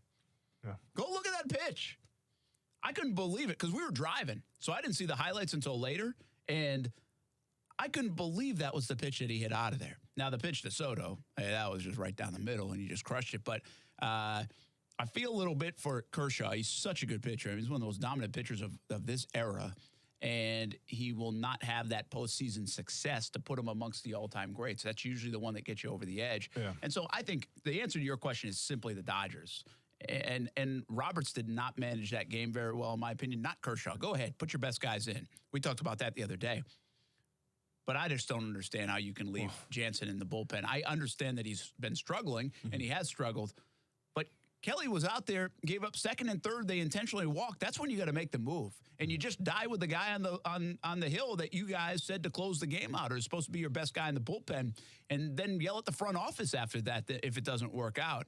I didn't understand him sitting on his hands for all that time and leaving Kelly in the baseball game and give up the home run to Howie Kendrick. So Roberts made a mistake there. They need to do more work in their bullpen, obviously, the Dodgers. And they still have young talent. They're not going away necessarily, but this was another missed opportunity for them, more so, I think, than the Braves. And listen, and I was the guy, and granted, I had a lot of emotion because I was coming off the year where they beat the Brewers, to win the pennant. But I was saying, they lost Machado, they lost Puig, and you wonder, like, do they have those big bats coming back with these young guys? Well, enter a guy by the name of Bellinger who's probably going to win the NL MVP. I mean, and he can win it over Christian Yelich as far as I'm concerned. That guy's been playing lights out. Now, didn't really have a good playoff run, kind of struggled a little bit, but they're ready for the future as well, Brent. But it's like you said, I mean, to win the pennant 2017, 2018, to go to the World Series and not win it and to have everything in place, good pitching, I think, good young talent with Bellinger leading the way, everything it seemed like was in motion for them to, finally get over the hump this year. And unfortunately, they can't do it again. Before I do my follow-in, let's finish up on the baseball front. We don't talk a lot about it, but Rays and Astros tonight, it's almost impossible to pick the Rays to win this game. I mean, the Astros are the better team. They're at home. They've got playoff experience. all the things. I mean, I'm not saying the Rays Cole's can't on the win. mound. Garrett Cole's a great pitcher. Yeah, they've got the pitching advantage. They've got the advantage up and down. I mean, bottom line, that's what they have. There is a little something about this Rays team, though, that's odd, and they find ways. And this has been incredible to even force a Game 5. Been very impressed with the Tampa Bay Rays. And look what just happened. The Dodgers lost at home in a Game 5. The Braves lost at home in a Game 5. And, well, could Houston do the same thing as the Yankees just sit and wait for a winner here? It'll be a good baseball game tonight. Let's just hope, and I hope it's not 10-0 in the first inning. I hope it's a good baseball game like we got last night in the Nationals. You give the Rays any chance? No, come on. No. Well, since I have the Astros in the World Series from when we started our, is that what you had? I have the Astros Brewers. So you remember who I have? Sorry, man. I can't We'd have tell to go you. back. We have to go back. We have to go back. Should go back. Judgment Day is coming soon. Check it out. Yes, exactly. I really don't care what I said back then. It's more about the Huckleberry bet right now. And you're still alive. And man, here's the deal, too, because like I told you this before, Ty's a Rays fan. Mm-hmm. And so there's a decent chance if the Rays can make the ALCS, we'll try to get over there for a game. I got to do that, right? Do you think, Bad dad if I don't try to bring him to a game. Do you think if that's the case? I don't know if he earns it or deserves it. I'm not saying that, but I kind of feel like I got to do my part. Do you think if that's the case, I mean, is there going to be a lot of, hype and a lot of just pomp and circumstance in the city of Tampa? And I get it, like the stadium's not in Tampa, right? It's in St. Petersburg. Yeah. But like, do you think there's going to be a lot of hype and everything, or? Yeah, I think so. There should be. I think there's a couple of reasons why. To One, they're playing the Yankees, too, and that's a Yankees town as well. True. It's a Yankees and Red Sox area just because everybody moves down south, but Yankees especially. Yeah. Because of the Steinbrenner connection and the spring training connection. So it's been along a Yankees area in that regard. But yeah, I think so. I think the crowd over there these last couple of days was nice. It was good.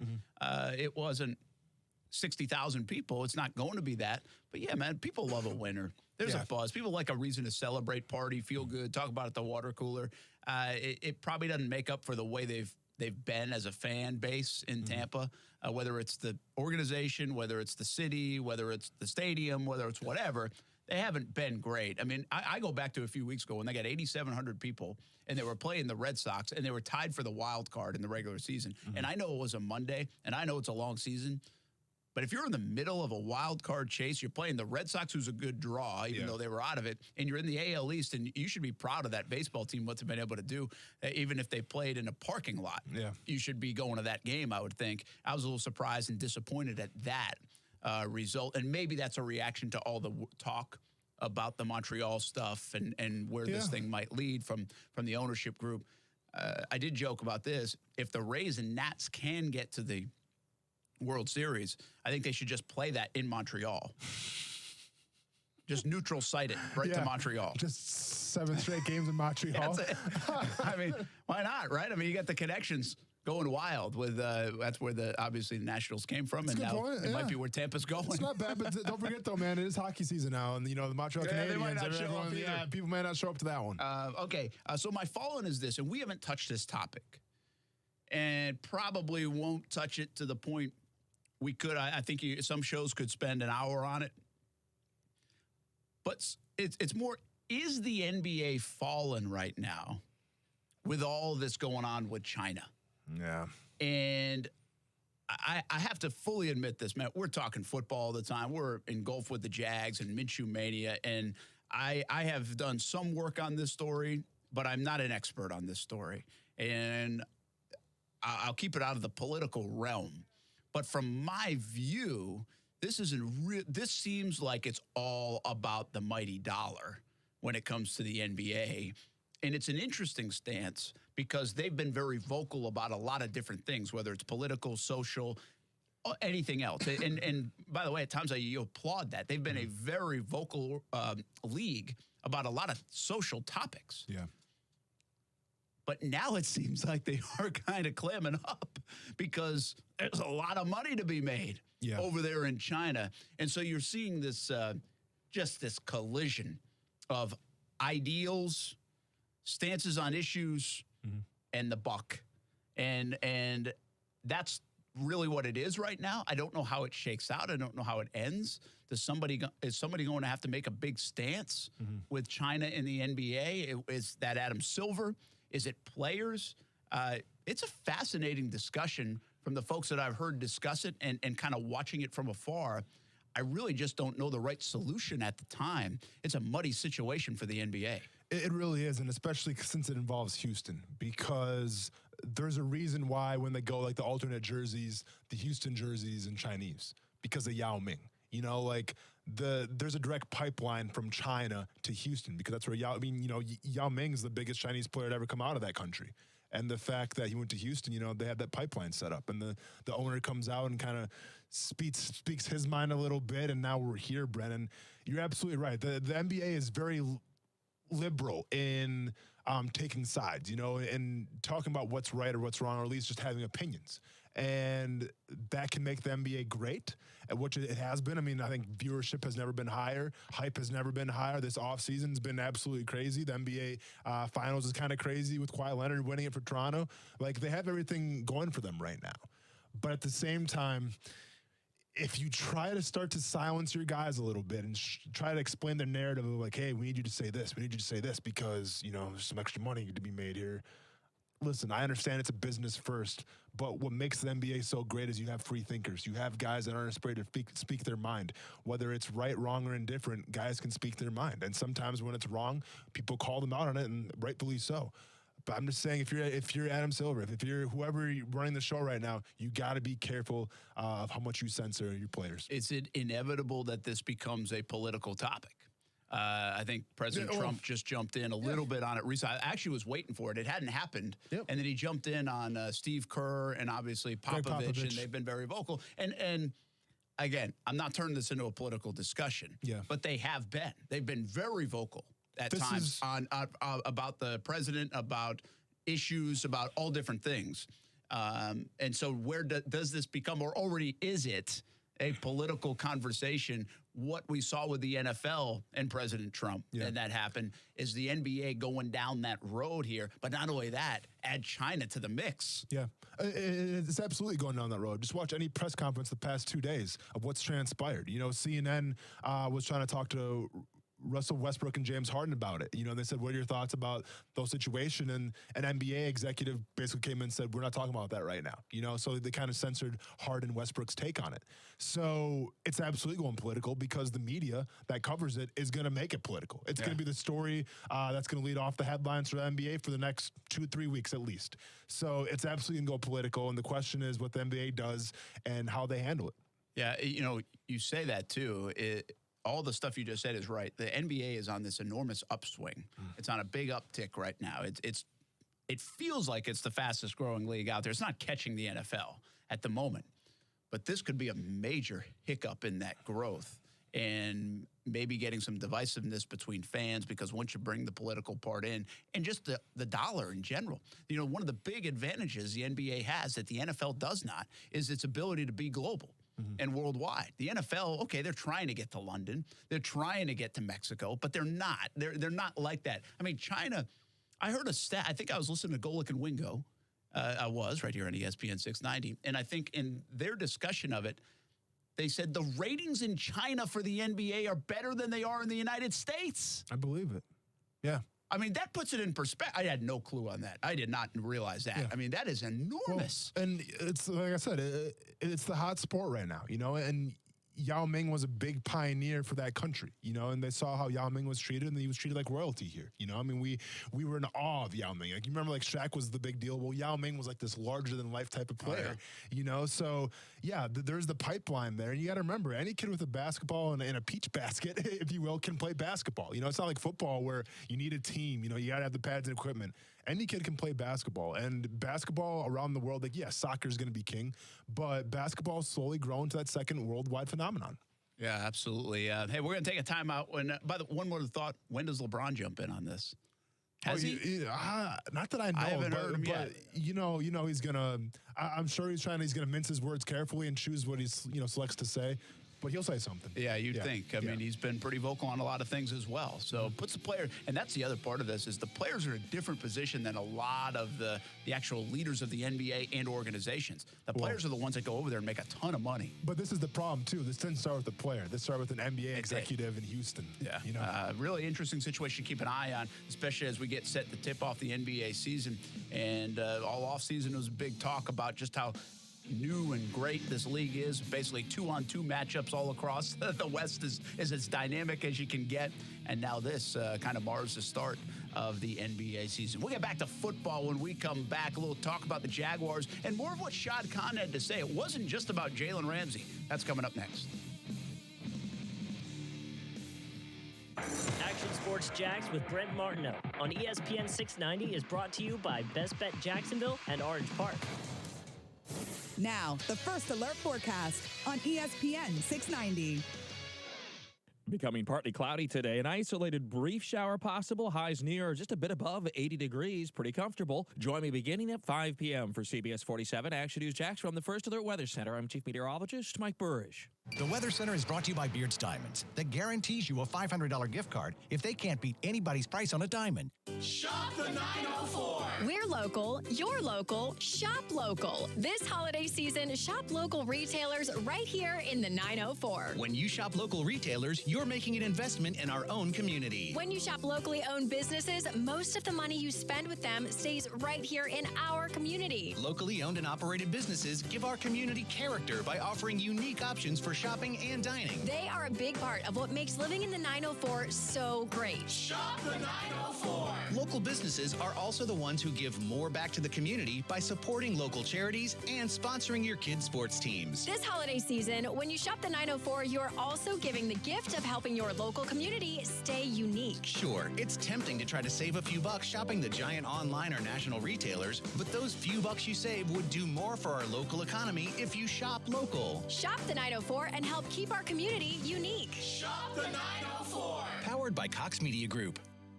Locally owned and operated businesses give our community character by offering unique options for shopping and dining. They are a big part of what makes living in the 904 so great. Shop the 904. Powered by Cox Media Group.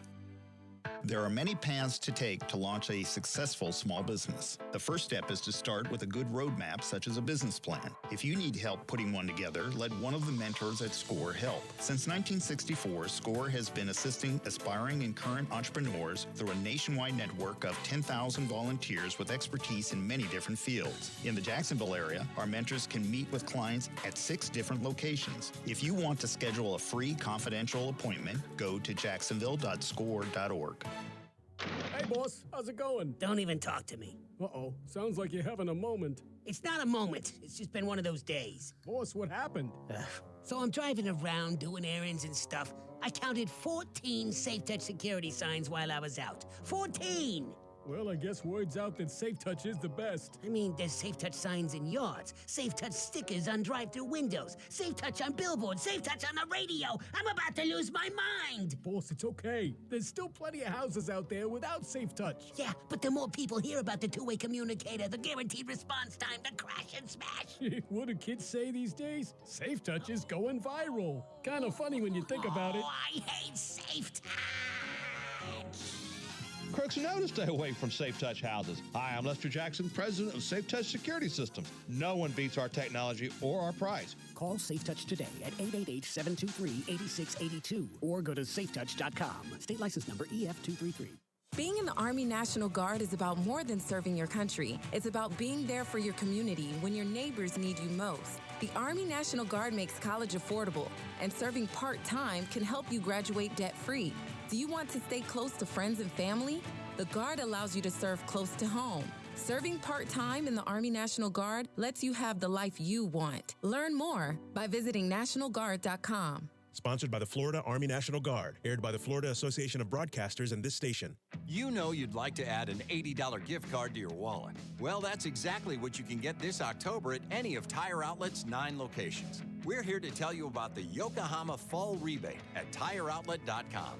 You'll receive up to $80 on a Visa prepaid card or Visa virtual account with your purchase of 4 select Yokohama tires. The Yokohama Fall Rebate offer, only this month. See more rebates and info at TireOutlet.com. Wholesale prices, premium service. See, very intrigued by the Dan Le Batard Show on ESPN Radio. How have binoculars and just the general discomfort that comes with using binoculars, how have we not improved that? The Dan Le Batard Show with the Stugatz on ESPN Radio and ESPN News.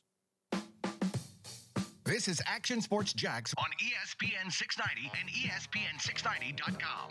I think there will be a lot of on-site betting. The live betting, I think right now is where a lot of the action is. And probably the best place to do it is while the event is happening. So at least a portion of that could very well be the stadiums. Well, that's interesting right there, right? Shad Khan talking today on thestreet.com, I think it is. Correct. And Jalen Ramsey news is they've had a heart-to-heart talk. He thinks he's going to play on Sunday. It doesn't mean all is resolved in Jalen's world, but that's the latest news from Shad Khan, the Jaguars owner. That's the big story today. We talked about it at the top of the show, and we'll continue to talk about it a little bit more. But I thought what was interesting about that interview, this was it's a business platform, you know, Wall Street, and obviously, Shad Khan has a bunch of business interests, and they asked about betting. Yes. And how the stadium could be the modern casino. And I thought that was an interesting response. Well, and it Shad's all for it. Shows the forward thinking, you know, I mean, where this could be. Where's the camera? Yes, Shad. Yes.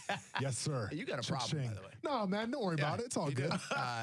See, like I gamble, but it's in small increments. I know. If you're gonna go all in. No, I'm just kidding. Absolutely. Yeah, okay. Tell it to Ronan when he's hoping to get the scholarship because I peed away all the money that I had set up for him. I was gonna say something else. Didn't know if I could say it or not. Yeah, you probably could get away with it. That's all good. That's okay. So that was another topic, though. I mean, betting has not been talked about a lot from NFL owners, and I think even the big figures of the NFL. It's been talked about a bit. I think Roger Goodell has addressed it. Obviously, the move to Vegas says a lot, but I think betting in general. We had DraftKings guy on earlier. Yeah. In our industry, it used to be kind of taboo to talk betting and talk lines. Now it's like whole special shows on it. Jags are favored by 3.5. Yeah. Who do you got? Yeah. And so it's a different world now, even if some of these states, including Florida, are probably a little bit slow to let it all in. Weed and betting, man. Weed and betting. They're the two things now that aren't really taboo anymore. They're not. They're still divisive, I think. Oh, no, for sure. From a legislation standpoint. Don't mix them together, but by all means. Unless you want, I don't know. I guess I could take place. I think they're still divisive to some degree because you got the old school versus the new school. I think they're very divisive still. Or legislation would say differently. Right? Correct. If it weren't, we would have moved a lot quicker on all of this stuff. Absolutely. But we know where it's trending. Let's just say that. Well, hey, real quick, John Bachman, you hear him, CBS 47, Fox 30. Get to the phone line real quick. Submarine Mike's been hanging on the line. He wanted to jump in on Ballin' and Fallin', and I got a feeling he might be stealing my Ballin' for tomorrow. Like, I had already planned ahead for tomorrow. Oh. What you got, man? You got the whiteboard ready to go this weekend or what? The whiteboard is ready. But my ballin' is the Iceman, just sold out for the home opener, third year in a row. Yeah, that was mine for tomorrow. You stole it. I should have accepted your call. I appreciate you doing it. Now, I got a kind of a funny Fallin' for you. So the Iceman opened up against the Greenville Swamp Rabbits. So the Fallin' is their logo. If you Google the Greenville Swamp Rabbits logo, you will see it looks like that poor rabbit could use some gas X. And I'll just leave it at that. Look it up for yourself and get a laugh, guys. I like that. So is he right? Yeah, he's not wrong. No, he's not wrong. So what he's doing is the swamp rabbit is grabbing a carrot, which is actually the hockey stick. Doesn't make any sense at all. But the top of the carrot, it looks like he's releasing some flatulence from the top of the carrot. So. Flatulence, very good. I like that word. Highbrow. I like that Highbrow. word. What's up, Stuart Weber? I can do that too. Yeah, thanks, Submarine Mike. We appreciate the call and have fun at the Iceman. Watch out for my camera, Sorry, man. I was talking to Stuart directly in the camera. Guy knocks over my camera like once a show. Do we have to get into the whole thing again where the camera moves every single day? Because it does. So do you. I know I do. Hey, let's welcome in John Bachman. We kind of already did. How are you? I'm good. Welcome back to you as well. Thank you very much. So you guys were talking about Shad Khan. There's a story we're working on tonight, actually, that's related to the NFL, the Jags, the city. The NFL has a new policy about tailgating, and we have gotten a lot of calls from folks. Now, we haven't had a home game in, has it been 2 weeks? It's been since Thursday night, that Thursday night game. So a week and a half or whatever it's been. So anyway, we've got a game coming up on Sunday here, and so we've got a story tonight that'll come on after Thursday Night Football on Fox 30 and at 11 o'clock on CBS 47, where we are going to go through the new tailgating rules part of the NFL policy? Because there are well over a dozen city-owned, Jags-operated parking lots around the stadium where they have been telling people 30 minutes after kickoff, you can't tailgate anymore. And a lot of folks just go down there and tailgate, and they don't even go in. Yeah. That's going to change. And so we're gonna dive into what exactly the policy is. We're going to talk to some folks who aren't too pleased about it, and then, where you can go if you want to continue to do that. Anyway, we're going to dive into that policy and what it means to thousands of fans on game day on Sunday. So we're doing that for the late shows. So now, John, is this a Jacksonville rule or is this an entire NFL policy that it's a new policy that they're going to start enforcing. Interesting. And they're easing into it this season from what I understand, and they're going to really crack down on it next year. Brent probably knows a little bit more about it, but that's pretty much what it is. And we got some complaints about it a week and a half ago during the Thursday night game. People are like, they're telling us to wrap it up.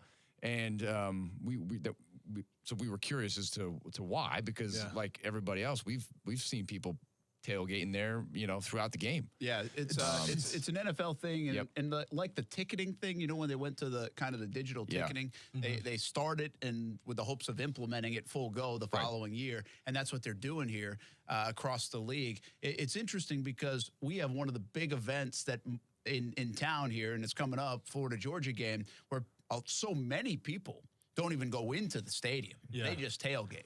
And so I think there's a mentality around here that's kind of I've been to that game and I stay there all day and it's fun. And so I don't know if the tailgating scene in Jacksonville is like that week to week. I don't think so. I think that'd be a misrepresentative of it.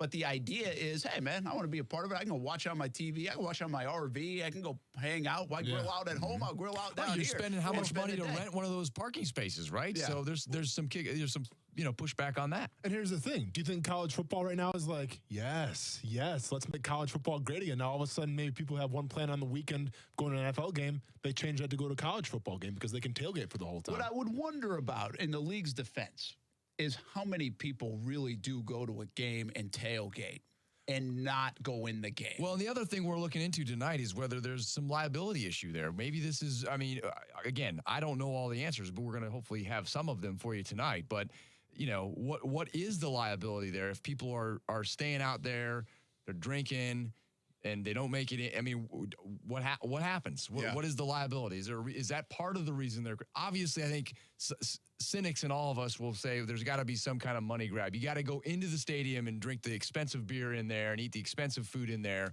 You can't stay out here and eat free food and, hang out.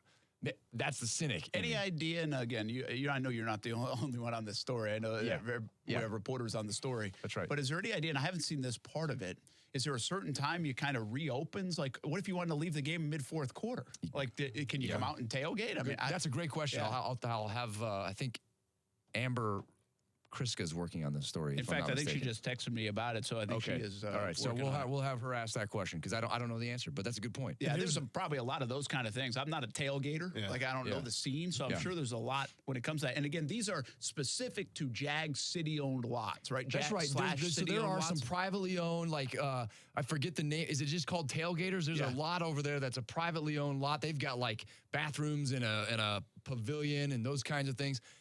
To my knowledge, that is a private-owned lot, which is not impacted by this. Okay. They can't. NFL policy can't have any say on a private lot, but it can, in fact, have an impact on the city-owned Jags-operated lots, and so that's what these apply to. And we'll show you which ones. If you're wondering which ones there are exactly, we've got a great map that we'll show you.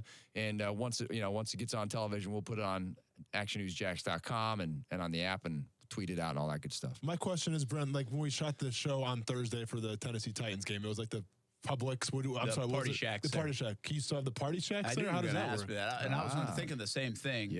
Because that is on property, and that is actually designed for some folks not to go into the stadium. Exactly. So I'll try to get that answer. I'll reach out to the folks there, and I don't know that answer. I don't know that. But again, they're trying to prep people and say, hey, this is the way it's going to be. And this is real deal starting next year. Yeah, the question is, what will be the penalty if they don't? I mean, will they be considered trespassing? Yeah, I don't know. And that's another. I don't think that, as to your point, I guess I don't think they're going to probably be doing much of that now, but there will be. I mean, they were apparently going around warning people of this new policy as recently as the Thursday night game. Yeah. So what the penalty is, we're gonna try to get that answer for you tonight. I mean, there's a lot of things we don't know, frankly. Yeah. That I think is one of the reasons we're doing this story tonight is because there'll be a lot of people watching football who will be interested in this, I think. It's good timing right there. Right? It's good producing. Right? I don't know if you played a role in that, but that's good producing. Hey, I'll take credit. We'll Even get though I may, good game I may or may tonight not on have. Fox 30, by the That's way. right. The Giants and the Patriots. Well, who knows if it'll be a good game, but Giants It'll and be the a good game Patriots. for at least a series or two.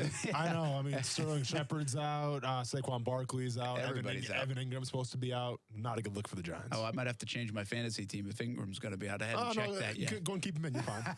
You're all Also, good. we do have Jaguars All Access tonight. Calais Campbell and Avery Jones will join us. He's a fun guy, too. Yeah. Underrated fun guy. I'll see if I can get your money. I was going to say, Tommy sells me my money. I'll try to do that 7 o'clock. That on Fox 30, leading right into the Thursday night football game, which is the Giants and the Patriots. Yeah, real quickly, today's the 1-year anniversary of Hurricane Michael, Cat 5 storm that hit the Panhandle. Yep.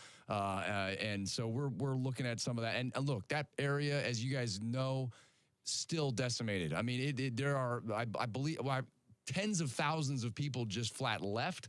And tens of thousands of people are still homeless a year after. Wow. So, it takes years, if not a decade or more, for folks to recover from this. Some won't recover from this. It's awful. And so, anyway, we're going back and looking at some of that stuff, too. It's hard to believe that was a year ago already. Amazing. And also keeps our friends in the Bahamas in mind as well. Because I know it seems like it's in the distance, but it's not. It's still very much a real deal. There's still recovering bodies there. I mean, the death toll still rising. Unbelievable. Yeah. All right. John Bachman, Tanika Hughes, Mike Borish, and we'll join them a little bit later too. 5 to 7 o'clock, CBS 47, Fox 30, and of course later tonight at 10 and 11. Thanks for stopping in, man. Yeah. Hey, when we come back, we go to Baton Rouge. Is there a better college football atmosphere than Death Valley on a Saturday night? I've heard there's not. That's what my sources tell me. I'm going to go find out, too. All right. We go to Baton Rouge right after this. We'll talk a little Gators and Tigers and a big one in the college football scene. Coming up next on ESPN 690. ESPN 690 Sports Center Update.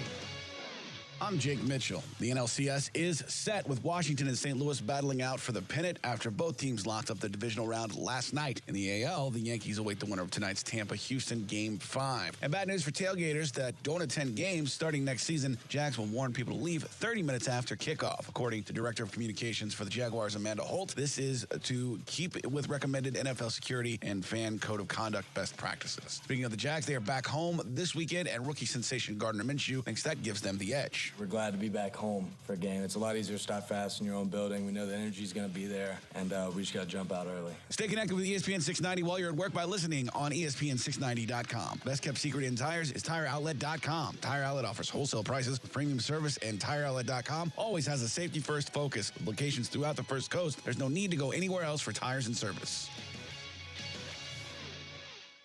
Time to register for the 16th annual USO Armed Forces Half Marathon and Freedom 5K, one of the premier running events in the Southeast. It all happens Saturday, October 12th, starting at Metro Park. It's a family-friendly event featuring high-tech military vehicles and prizes. Proceeds benefit the Jacksonville USO and other military charities. The USO Armed Forces Half Marathon and Freedom 5K, happening October 12th. Don't wait. Register today online at jacksusohalfmarathon.com. We're local, you're local, shop local. This holiday season, shop local retailers right here in the 904. When you shop local retailers, you're making an investment in our own community. Shop the 904. Powered by Cox Media Group. Hey, boss. What? You think it's okay to get out of here yet? No, the cops may be still patrolling around out there. Give it another 10 minutes. Okay. Boss? What? You still mad at me? Well, let's assess our situation, shall we? Here we are hiding out from the cops in this storm pipe because you neglected to determine that the house we came up on had safe touch security. Is my assessment correct? Yeah, but I swear they didn't have safe touch last week. I don't want to hear about it, Corn Pop. We didn't even get to the front door before the safe touch video monitoring kicked in. Now here we are crouching in this stinking ditch. Sorry, boss. Just so I know you know, tell me the Crooksarus motto again. Stay away from safe touch houses. At least you got that right. Crooks know to stay away from Safe Touch houses. Hi, I'm Lester Jackson, president of Safe Touch Security Systems. No one beats our technology or our price. Call Safe Touch today at 888-723-8682 or go to safetouch.com. State license number EF233. All Stars Restaurant and Bar, 1111 Sesame Boulevard. True $2 Tuesday, each and every Tuesday from 5 to 8 p.m. Happy hour special, $2 vodka, $3 wine, $5 Ciroc, $5 Hennessy, $12 oranges, 50-cent shrimp. All Stars Restaurant. Get there. Golick and Wingo. I think my jersey was one of the top-selling jerseys around the world, and I didn't make $1 from it, but nor did I want to. I respect Tim Tebow. I respect his opinion. I love his passion. I just could not disagree with it more. Golick and Wingo. Weekdays at 6 Eastern on ESPN Radio and ESPN2.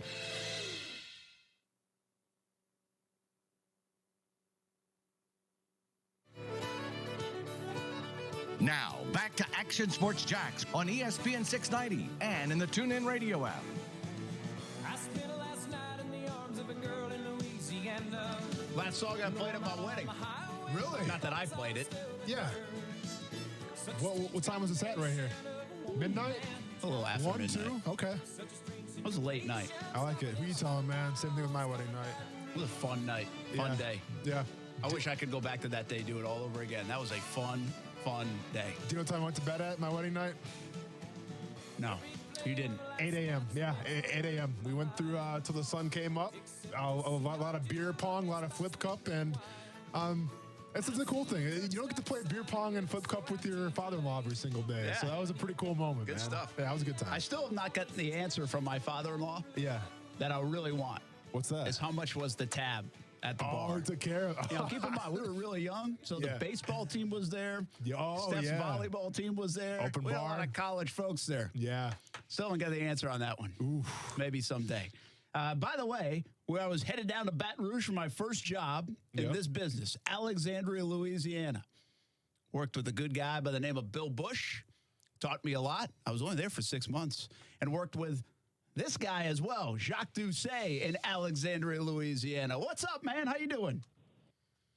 Brent, it's great to be on the radio with you finally today. I'm doing well. How about yourself? Hey, man, I'm awesome.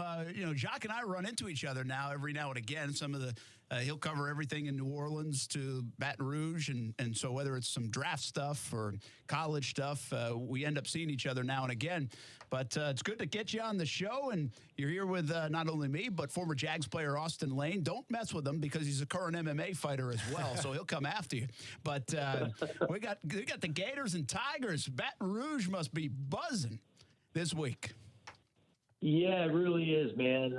We're finally going to get a cool front coming in. We're finally going to have some fall weather. I think the temperatures are going to be in the 60s for kickoff this week. I think we had our hottest September on record this past September. It's just been hot and sticky and miserable, but finally a big home game. LSU's already won a pretty big game at Texas, but this is one that fans have had circled for a long time. They know that Florida's got a great defense. They know that LSU really just hasn't played well against Florida. Even the game that they won 17-16 a couple years ago, Florida missed an extra point in that game to kind of, I don't want to say hand LSU the game, but that was a big part of it. So, it's a huge game, and although everyone always counts down for the Alabama game and watches Alabama and their scores, LSU's got this one in Auburn before then, so looking forward to it for sure. Yeah, they're about in the gauntlet. Meanwhile, Florida's kind of started the gauntlet. They got the big win over Auburn. They now have this one on Saturday night, which will be a tough place to play and especially a tough place to win. They go to South Carolina, get a week off, and then they'll be here for the world's largest outdoor cocktail party against Georgia, who will be undefeated most likely still at that time when that game's played here in Jacksonville. So Tigers are about to go into the gauntlet. Gators are right in the middle of the gauntlet. Give us a sense of, I know it's LSU football all the time in Baton Rouge, but can you give us just a feel? Because we're a little bit a ways from Gainesville, and Gainesville's been, kind of sleepy on the Gators in the last 5, 6, 7 years. It hasn't been great. They're starting to get more excited about it. They should be. They're top 10 in the country. But for you and LSU and where they're at, and now that they can score points, and a Saturday night game about to take place. Just give us a sense of walking through the grocery stores, going to the gas station, the schools. The kids must be all in LSU Tiger gear. How fired up are they in a game week like this? Well, I think the biggest thing, Brent, is that they finally changed the offense, and the planets are really aligning for LSU to have a huge year. I mean, last year they had a very good year. They finished sixth in the country. They won the Fiesta Bowl, but Joe Burrow doesn't come around every day, and they have not had a quarterback of his caliber for a really a long time. A guy that has all the things you're looking for in a quarterback. And now with this offense that they're running, they're averaging well over 50 points a game. They're throwing. There's countless LSU players on Twitter saying, "God, why couldn't we have played in this offense?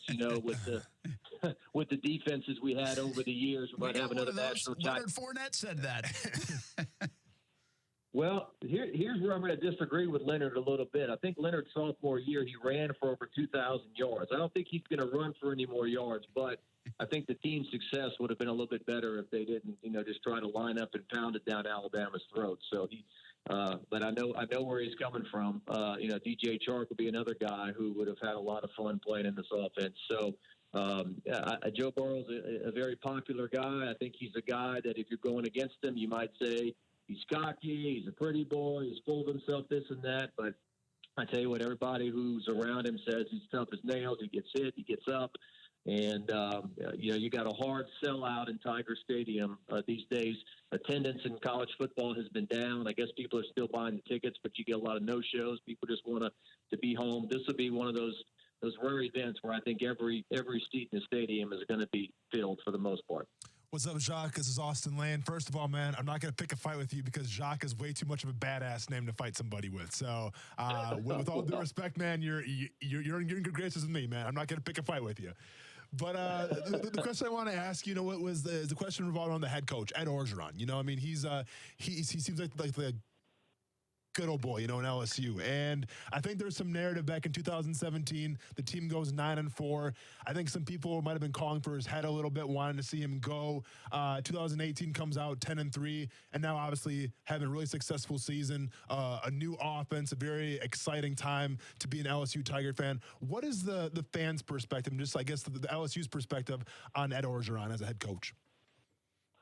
Well, Austin, I think it was really hard for Ed to kind of shake the Ole Miss thing. The Ole Miss thing was such a disaster. He was lampooned as kind of a cartoon character, the guy playing the guitar with the song, oh, football. I mean, a lot of people have heard that spoof of Ed. He did that Homer commercial that people still joke about. I mean, he was just kind of lampooned, and just had a real tough go, and kind of got some respect back when he took over USC for an interim job. Did very well. USC ironically didn't give him a chance because they wanted somebody more polished, and then Steve Sarkisian takes over, and we know what happened there. So I think when he got the job, I think it was very, very split here at LSU. I think coming off of Nick Saban and then Les Miles, two guys who had a lot of success here. You're going to hire the guy from Ole Miss that, was 10-27 or whatever. But he had the upset against Troy early in his tenure, which was like a big, big torpedo to the battleship, so to speak. And like, man, is this thing going to sink? But he stabilized things. They've had some good recruiting classes. And now the recruiting's really rolling, and people really like him. I mean, him being a Cajun and talking the way he does and all that was going to just make him even more of a legend, so to speak, if he can stay here for a long time. But the bottom line is you got to win. Right now he's winning, and everyone really is on board with Ed O. So it's funny the way things work out. I would never envision that Donald Trump would be the president, and I certainly never envisioned that Ed Orgeron would be the head coach of LSU, but here we are. That might be the line of the week right there. I like that. And Jacques Doucet from Baton Rouge checking in with us, covers the LSU Tigers. Actually covers the Saints a little bit too. So I'm going to go rapid fire with you in just a moment. But one final thought about this football game. This has been a vocal bunch now this week in Baton Rouge. The Tigers, pretty confident team. They want a piece of Florida. What's interesting here, we talk about the Florida-Georgia rivalry. There's a Florida-Tennessee rivalry. You talk about all the different rivalries for LSU. But I feel like this one has maybe the blood boiling more than anything. Ever since that hurricane stuff that happened between the two athletic directors, this has become a pretty heated, and I don't like you very much, rivalry over the last few years, and I think you can sense that, right, Jacques? Yeah, Brent, I think that it's been – I think in the early 2000s it might have been the best rivalry in the SEC in terms of when Tebow was playing and LSU had Jacob Hester. That 2007 game is a legend on its own here in Baton Rouge. But I think in 2016, as you said, that whole hurricane thing really got heated across the board. LSU fans were not happy with Joe Oliva, the way he handled that. They felt like he should have been more proactive. There was a pregame skirmish on the field here in Baton Rouge before that game, some pushing and shoving. Darius Geis runs the wrong way on the final play. Florida shuts the door. And then the whole DBU thing, which I'm kind of exhausted with, to be honest with you, but that just keeps going and going on Twitter and whatnot. And then LSU this week I haven't really watched many of the Florida interviews, but LSU just come out and saying, yeah, we don't like these guys. They don't like us either, and that's just the way it is. Coach Orgeron has already said he does not want any pregame brouhahas going, that distracts you from the game. But Leonard in 2016, he was not going to play in that game. He was hurt. There was some pushing and shoving, and some LSU fans kind of criticized Coach O for letting the player call the shots, but Leonard decided he was going to play that day. He was pretty ineffective, and then Florida won that game. But, yeah, it's very, very heated. All right, rapid fire real quick. Jacques Doucet joined us here on Action Sports Jacks on ESPN 690. Got a big game in Baton Rouge, Saturday night Gators and the Tigers. But you talked about a couple of guys that we know well now and are playing pretty good football. Leonard Fournette. We know the legend of Fournette from the Pop Warner Fields to now in the NFL, one of the top players in college football and top 5 picks in the NFL draft. Great story. Jaguars.com just did documentary style that went back home with him in the offseason. We're seeing a new Leonard, man. I think he's really changed. He's in great shape. He's running well. There's a maturity about him. What's the thoughts and how much do people keep an eye on Leonard Fournette and his career here in Jacksonville? Yeah, Leonard in high school, even when he won a Player of the Year award his senior year, he gave it to another guy at the banquet saying, I don't deserve it. I think this guy's better. And it was those kind of things that really kind of built his legend. It was, I think, the LSU South Carolina game in 2015. He said he wanted to auction off his jersey to help the hurricane victims in South Carolina that year. And those were kind of the things that he kind of did over and over and became beloved. I mean, he was no doubt just a rock star.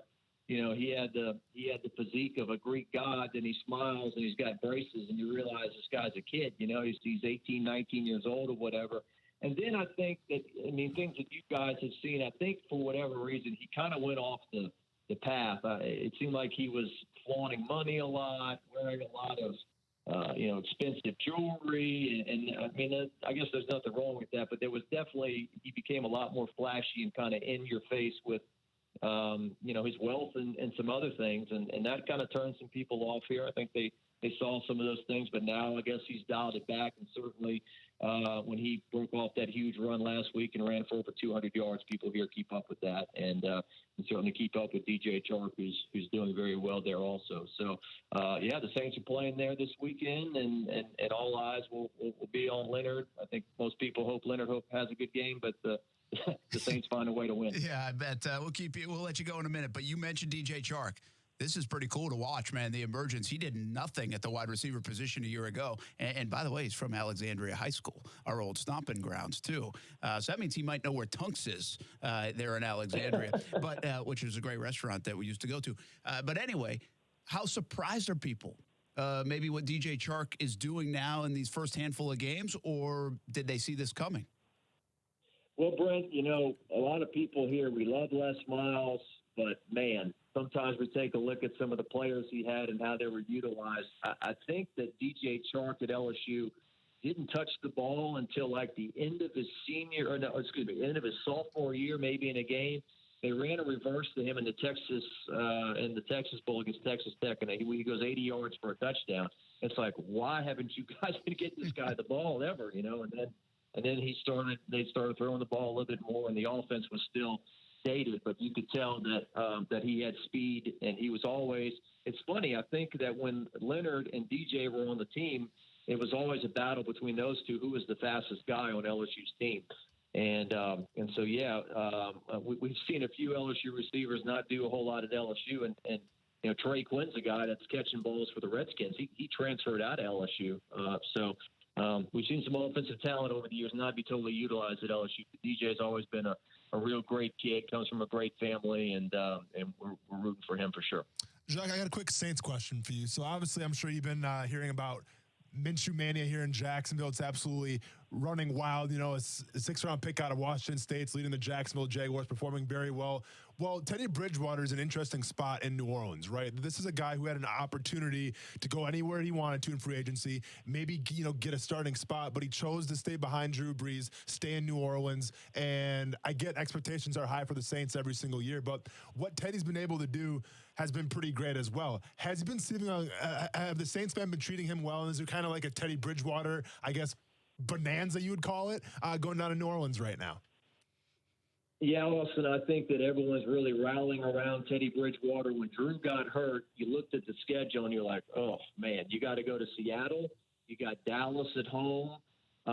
You were staring really 1-4 or 1-3 in the face, and for the Saints to be 4-1 right now is beyond what anybody could have hoped for. I mean, they were saying if the Saints could somehow be 4-4 at the midway point, Drew comes back, the team gets hot, then they can make a run. To be 4-1 at this point, and I had a friend at the beginning. He was calling him 10-yard Teddy because he was just dumping the ball off. Sure, But last weekend, he's throwing for over 300 yards. He had 4 touchdowns. He started throwing the ball down the field against Tampa there, and just a really good story. The injury he had, and to come back, and he says it. Look, Drew Brees can only be Drew Brees, and Teddy Bridgewater can only be Teddy Bridgewater, and he's a backup quarterback. He's not a future first ballot Hall of Famer like Drew Brees, who may be the greatest athlete in Louisiana history in terms of his impact and what he's done for the state. So he's doing a great job, and with the Saints defense, they beat the Cowboys without scoring a touchdown. So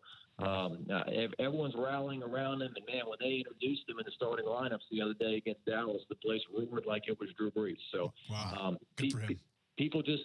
It's really a college vibe at a Saints game. It's like they get behind you. Come on, man, you can do it. And so far, he's doing it. Yeah, I said this earlier in the week. It's hard not to like the Saints. It's just a team that's hard not to like, and Teddy Bridgewater's that guy, too. You root for Teddy Bridgewater. What a fantastic story, and seems like a really good dude, too.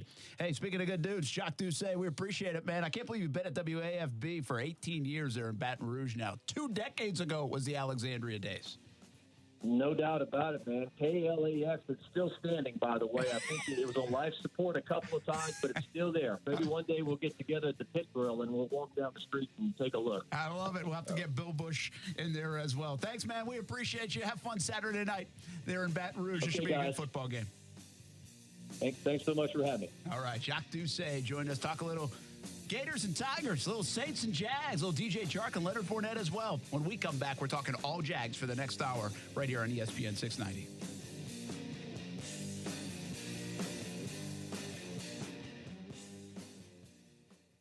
Right now, at T-Mobile, when you come in and switch, you get the amazing iPhone 11 or iPhone 11 Pro on us with qualifying trade-in.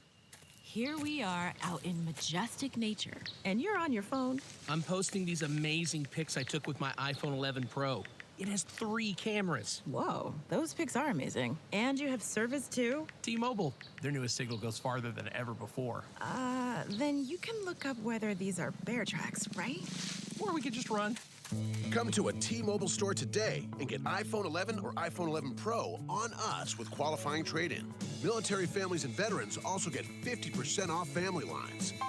Welcome back, everybody, on Action Sports Jacks on ESPN 690. Brent Moore. 24 monthly credits for well-qualified customers with qualifying service and finance agreement. Plus tax. iPhone 11 Pro, 0 down with trade-in plus $31.25 times 24 months. Pre-credit price $999.99. 0% APR. Very limited iPhone 11 Pro quantities. Verified military get 50% off extra price for lines 2 through 6 versus Magenta with AutoPay.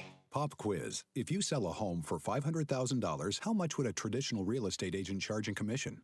If you guessed $25,000 to $30,000, you're right. But if you think that's the only way, you're wrong. This is why thousands of homeowners are making the switch to Rex.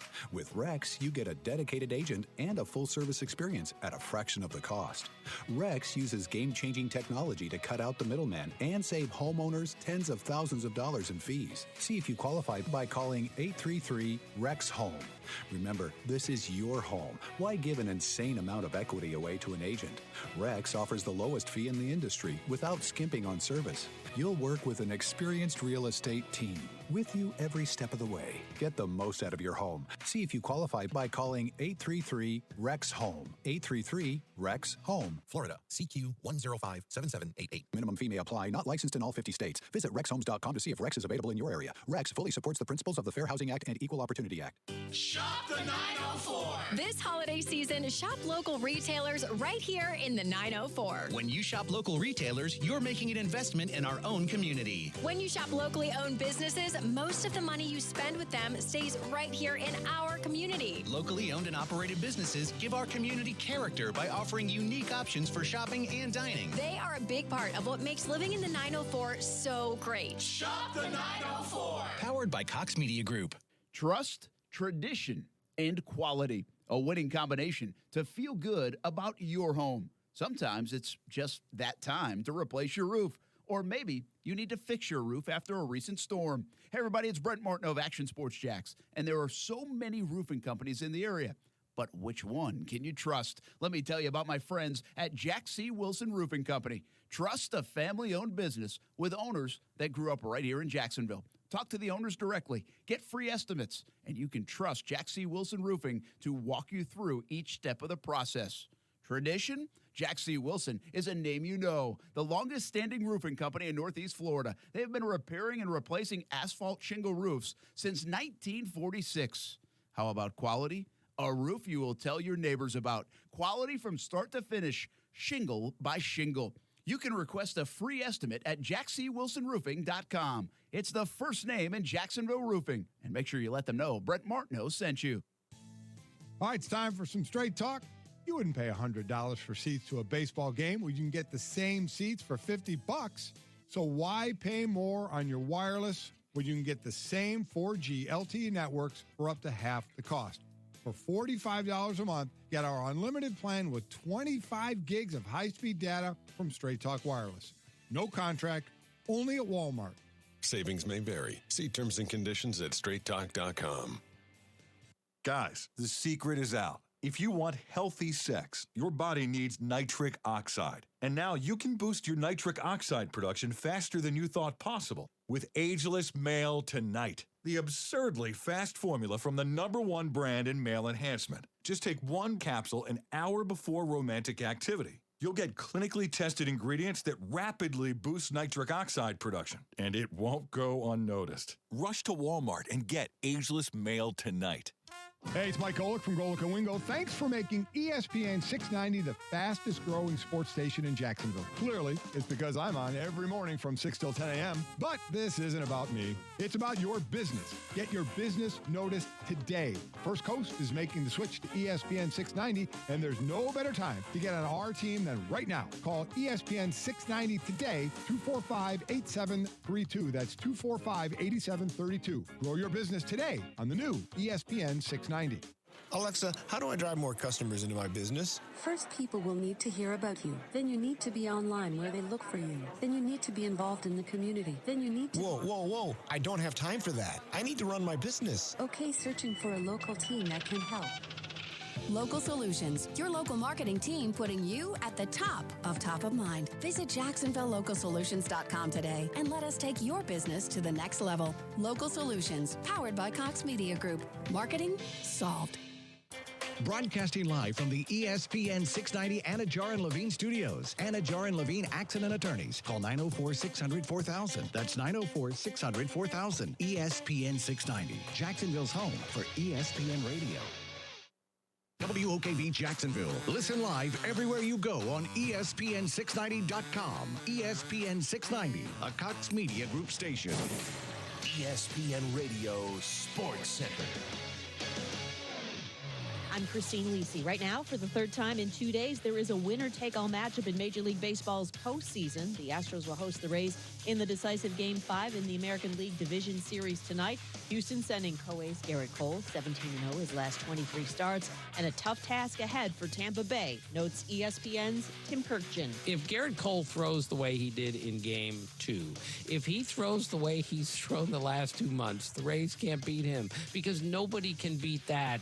He has been unhittable for 10 starts. He's got 9 walks and 125 strikeouts over his last 10 starts, with 10 or more strikeouts in each start. Tim Kirkjian on Golick and Wingo. Cole will be caught tonight by Martin Maldonado. Cole's numbers were significantly better with Maldonado behind the plate this season than with Robinson Chirinos. Tyler Glasnow starts for the Rays. Coverage ALDS Game 5, 6:30 Eastern, ESPN Radio and the ESPN app. NFL, ESPN's Adam Schefter reports Patriots running back Rex Burkhead not expected to play tonight against the Giants because of an injured foot.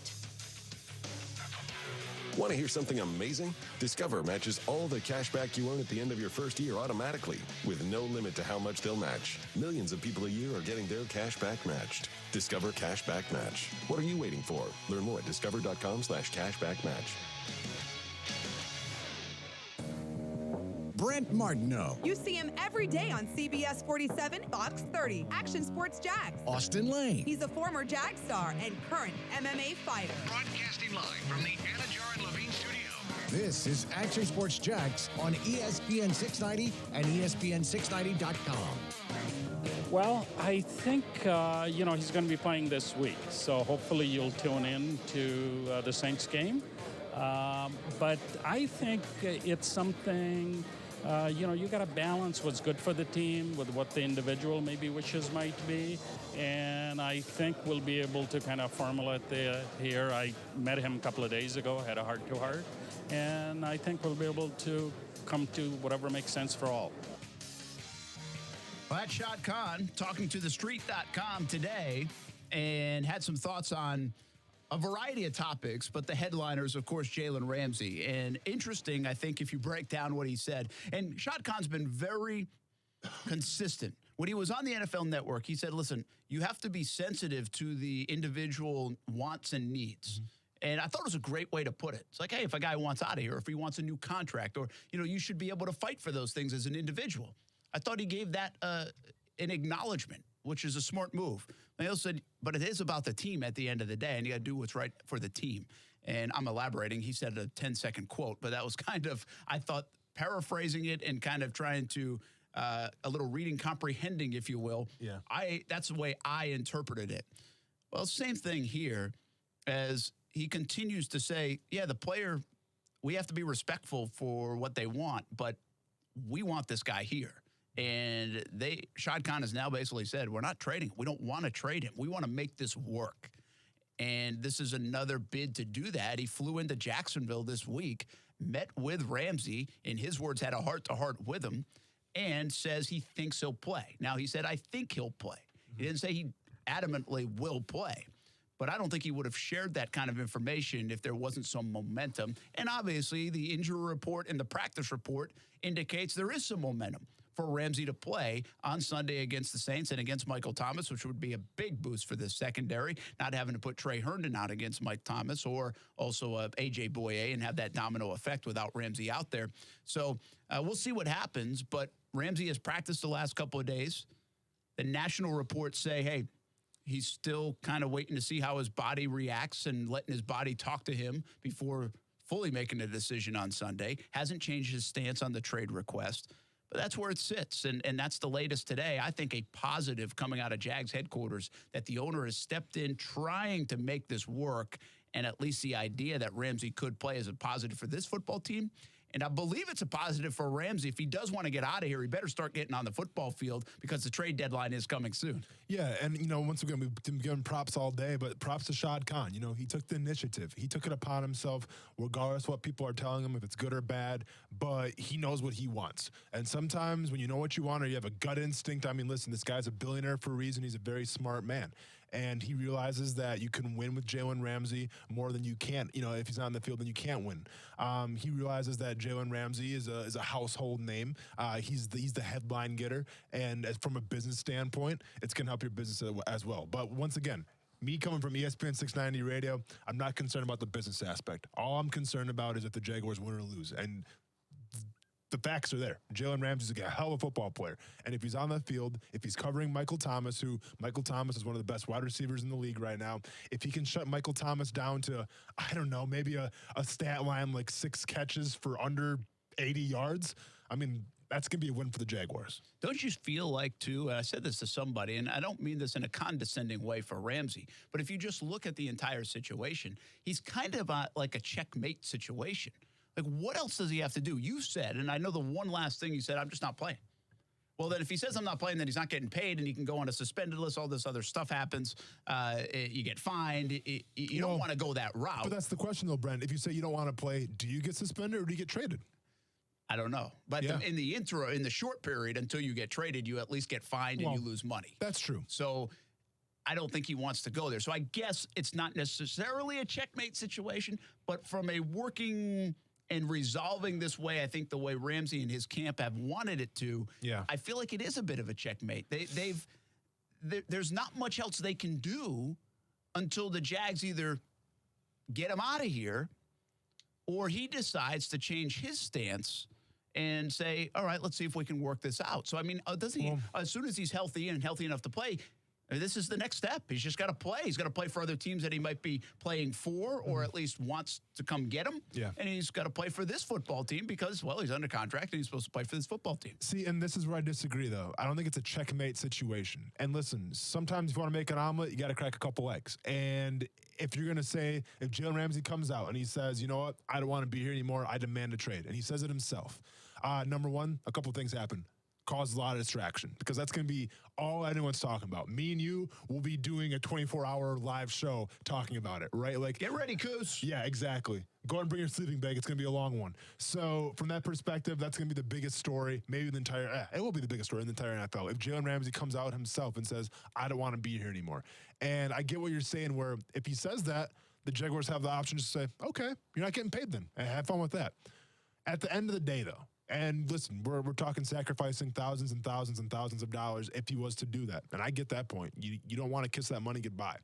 But Jalen Ramsey knows, Brent, you know, I know, everybody knows that eventually that guy's going to get paid like he's the top corner in the NFL. And it may not happen this year. It could happen next year. But at the end of the day, like I said, sometimes you got to crack a couple eggs and make an omelet. And if that's the case and Jalen Ramsey kind of pulls the trump card and says, you know what, I'm done, you're putting the team all in. And the question is, do you want him to stick around then? And do you want that distraction to build up, especially when you're still trying to win a division? Or do you try to get what you can for him and kind of save face? It's just a question that, you know, we don't have the answer to, but I can see the thing from both sides, I guess. A couple other thoughts on this front. We've talked at length today that Shad Khan, I feel like this is a cool thing he's doing. If he's the owner of your football team, I say, you know what? Nice job by the owner of my football team. Mm-hmm. Not usually involved day-to-day on the football stuff, usually defers to everybody whose job is to do that. But this is a situation that's unique. And I think the fact that you've got a world-class, all-pro player and has this situation, I think it actually speaks volumes to the locker room. Say, hey, if I have an issue, I can talk to the owner maybe, right?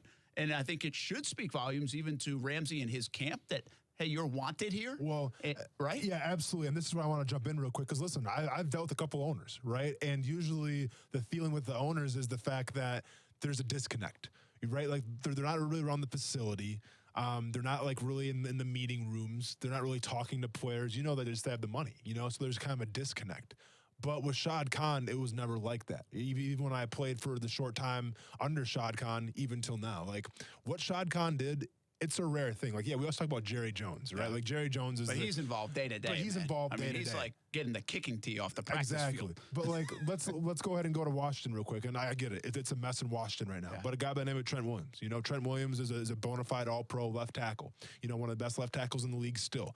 I've never heard anything about him and Dan Schneider sitting down and hashing it out, you know? So from that perspective, once again, props to Shad Khan for coming forward and trying to get business done. My other view on it is it feels like Doug Marrone and Shad Khan are aligned on this front. They want Ramsey on that field. They want Ramsey in a Jags uniform, and that might not just be this week or the rest of the season. It might be long-term. I think they both are saying things that would indicate they are aligned. What we really don't know is where Tom Coughlin is on this. That's all we can say.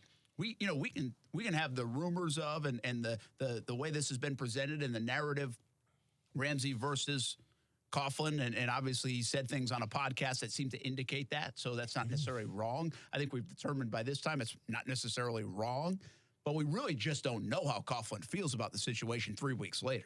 We don't know if he wants him out of town and disagrees with Khan and Marone, or if he says, you know what, let's try to work this thing out. We really just don't know. We don't know if there's communication there, and I don't think we'll find that out unless Ramsey tells us something or somebody else, because I don't feel like Coughlin's going to talk about this. I just don't sense that he is going to come out and talk publicly about this situation anytime soon. And this is my big question. You kind of touched on it before, but I want to re-ask you this question. Should Tom Coughlin come out and address the media, or should he kind of stay behind the scenes and just go about his business? Well, I think a couple weeks ago when this was still very hot, and maybe even 7-8 days ago, where it's still, okay, there's a lot going on, I didn't think there was anything to gain for Tom Coughlin coming out and saying anything. I just really didn't think he could gain anything. I guess it would now depend on what he's going to say. I think, this thing to me has settled down a little bit. He's back on the practice field. You've got an owner and a coach that's saying, hey, we want you, man. We get it. All right. Maybe you have some differences. You can have those thoughts. Maybe you don't want to be here long term, but we're telling you we want you here. And that's my read on this. Now, is Tom Coughlin going to come out and stoke the fire a little bit and antagonize and say something that Ramsey's going to not like? Yeah. And not to say you have to cater to Ramsey. I'm just saying, is he going to spark it again? Or is he going to be aligned with Khan and Marone and say, you know what? Hey, listen, these things happen. I've been around this league for a long time. Been around players. There's differences sometimes. And this is a great football player. We're better with him. Let's make this thing work. We're going to try like heck to make it work. I don't think there's anything wrong with Tom Coughlin coming out to say that, if that's how he feels. If he's saying the other side of it, I don't see the point in doing it right now, because I feel like this is starting to calm down, and I don't need it if I'm in that building. Now, I don't mind it if I'm here on ESPN 690, but I don't need that in the building to spark the fire again. Yeah, but it just makes you wonder, because listen, I've had brief conversations with Tom Coughlin just in passing, but like what I know about him is what I hear from the people around him, right? And to me, he seems like a very, very prideful dude, okay? So like, if the media, or if it gets out the fact that, this is Tom Coughlin's fault, I feel like Tom Coughlin, being the old school guy that he is, and, Tom Coughlin doesn't have Twitter. I don't think he has Facebook. Like, he's not concerned about that. But I just think, you just called him old. Well, I mean, let's go. We can go to Google right now and check the numbers, man. I think he's an older guy. We can go to Wikipedia and check his page. He is an older gentleman, Brett. I'm not telling you something that nobody knows. But my point is the fact that he's also a very prideful guy. And I feel like if a part of him at least wants to come out and at least address the situation and not have to hear his name getting dragged through the mud a little bit, because for all lack of a better word, this is Tom Coughlin's fault where we're at right now. Yeah, and some views. Well, what we've heard, I mean, in the views of the people that are talking, yes. At least like a Jalen Ramsey. One last thought on this, and I don't think it is, but conspiracy theory, can I even go here? Okay. That Shad Khan came out and said these things to maybe apply even more pressure to Ramsey? Is there any part of that? I don't want to sleep on that side. Is that if he's the owner's now saying something, much like I feel like Jerry Jones tried to do with the whole, but that didn't look good, because look what happened with Jerry Jones. He had to pay him. It did, but it was resolved and all that. But I'm just saying, is there any part of you that thinks Shad Khan may have said, hey, we're trying to reach out to him. I think he's even going to play. Yeah. And so by the owner saying, I think he's even going to play, what if Ramsey doesn't play? Well, that actually gets more public opinion probably against him. Be like, what are you doing? I thought you were supposed to play. Yeah. He kind of set the table for that. If Ramsey doesn't play on Sunday, it almost would make Ramsey look bad in a sense, right or wrong. Yeah. I don't buy into that narrative at all in terms of gamesmanship, in terms of a little motivation, kind of like Doug Marrone did with Cam Robinson a little bit. Like, we're going to go on without him. What happened? Cam Robinson came back a couple days later. I think with this situation, Brent, and listen, we talk about it all the time, Shad Khan's a very smart businessman. I think one of the first rules of business is you can't promise something that you may not be able to deliver. And I think Shad Khan knows that if he does in fact say this, he's pretty confident Jalen Ramsey's going to play. If this was a facade, if this was all made up to motivate Jalen Ramsey, if Jalen Ramsey comes out and says, I'm not going to play, that doesn't make Shad Khan look too good now, does it? So I think from that perspective, I think Shad Khan's confident in Jalen Ramsey playing, and it's more of just him going by what he knows as opposed to a tool for motivation. Yeah, by the way, I don't believe that's the case either. I believe Shad Khan had a nice conversation with him. I think they're trying to rectify this. I think also that he believes he's going to play. I just think we've danced around this in so many different ways. We've looked at all the different views of it from Jalen Ramsey's point of view over the first couple of weeks. I at least crossed my mind that, okay, is this a little bit of the next step in the game from a power play position as the owner of the Jaguars? And I don't think it is. But some people might perceive it that way, although I don't really sense that's the case. We got the happy hour horn coming up in just a moment, but a quick thought on Telvin Smith. Yeah. And very quick. Telvin Smith had a post on Instagram a couple of days ago. It was about as peculiar and confusing. Do you want me to recap it real quick? Yeah, go ahead and read it real quick. All right, and I quote, "I apologize for the years I slept on you, for the years I was blind to your greatness. You've been magical all along." That was it. There you go. That was it. That was the quote. Yep.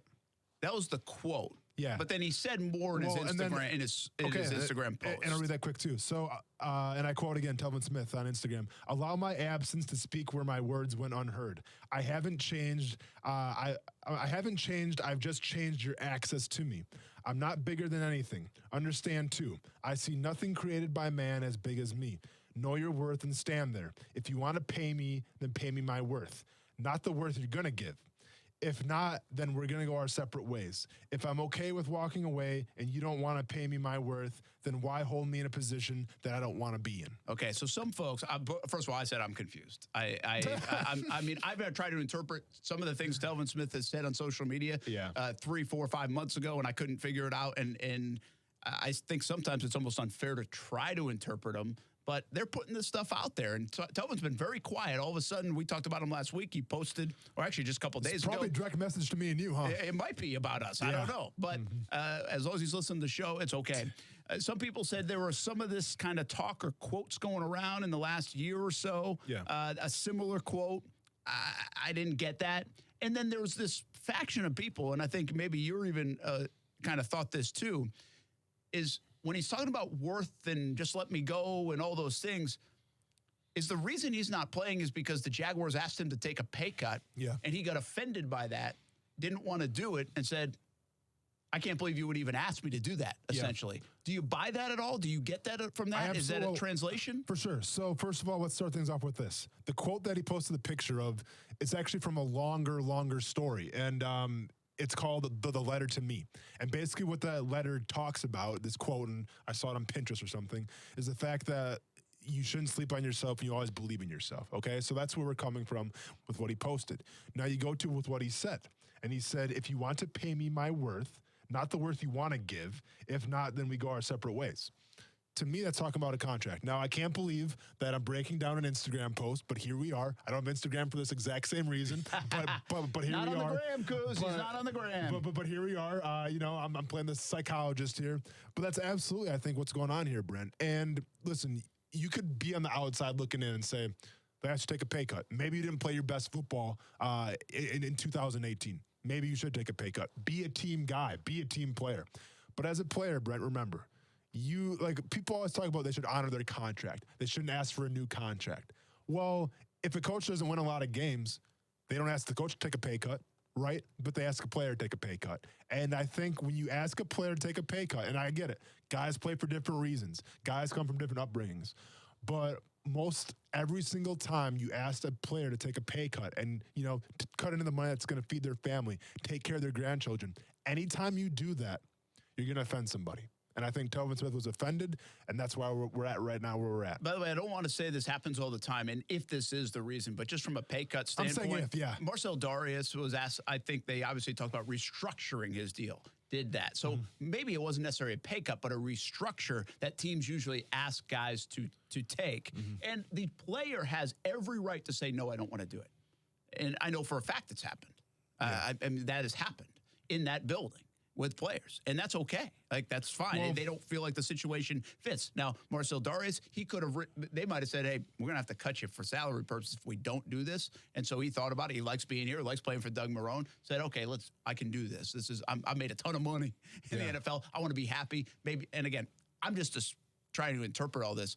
But the point is, just because they ask you to take a pay cut or restructure, and that's is really the way to phrase it, Well, you don't have to do it. And it's really just something that you and the organization try to figure out, which is why I'd be a little surprised if it got to this point of, wow, I can't believe you would ask me that. But you know what, Brent? You got to understand where the player's coming from as well, though, okay? And I was on a team where this exact thing took place, where I'm not going to name the name, not going to call anybody out, but they asked this gentleman to take a pay cut.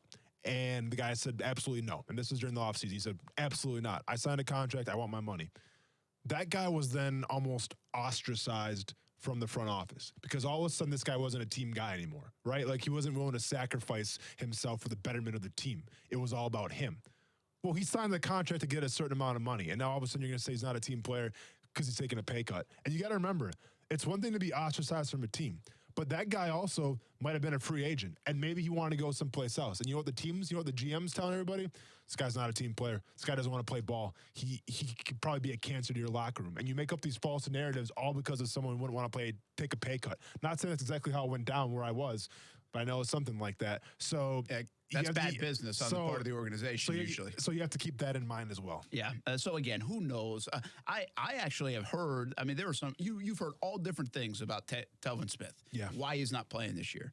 And one of the things you kind of wondered about, I should say was wondered, not necessarily heard or rumored, is the fact that a guy like C.J. Mosley and other players were starting to get these big deals. And already it kind of dwarfed the deal like a Telvin Smith had gotten, even though he had just gotten paid a couple years ago. Yeah. And so from their standpoint, it was like, well, wait a minute. I took a hometown discount. I should be getting more than I'm getting. So it might have been that side of it. True. As well. You just really don't. We still don't know about Telvin Smith, but he kind of puts these cryptic things out there at times, and it's up for interpretation. And I'll be fair, before we wrap this up real quick, listen, I'm always on the side of the NFL player. I'm trying to adapt to the new way of thinking, but this is one thing I just cannot get is the cryptic messages. I just don't understand them. Yeah, and I still really can't understand, and this isn't for my benefit, but I just can't understand if there's a good reason or any reason why he's not playing. I don't understand why he hasn't told anybody. Why does it have to be so secret? Why do we have to continue to either say, make people pick sides or have people pick sides based on if he is playing or what he's saying or all these things?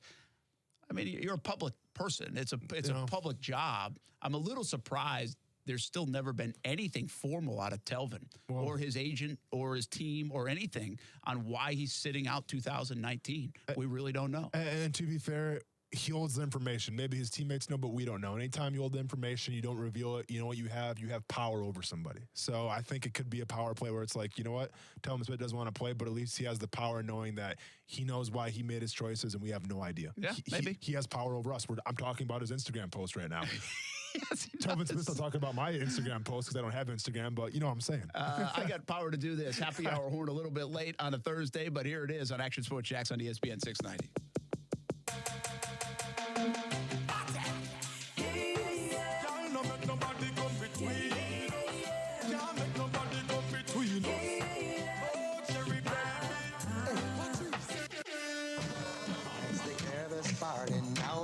See the beautiful ladies marching in. There's enough for everyone to win. We're gonna make this party the best thing happening.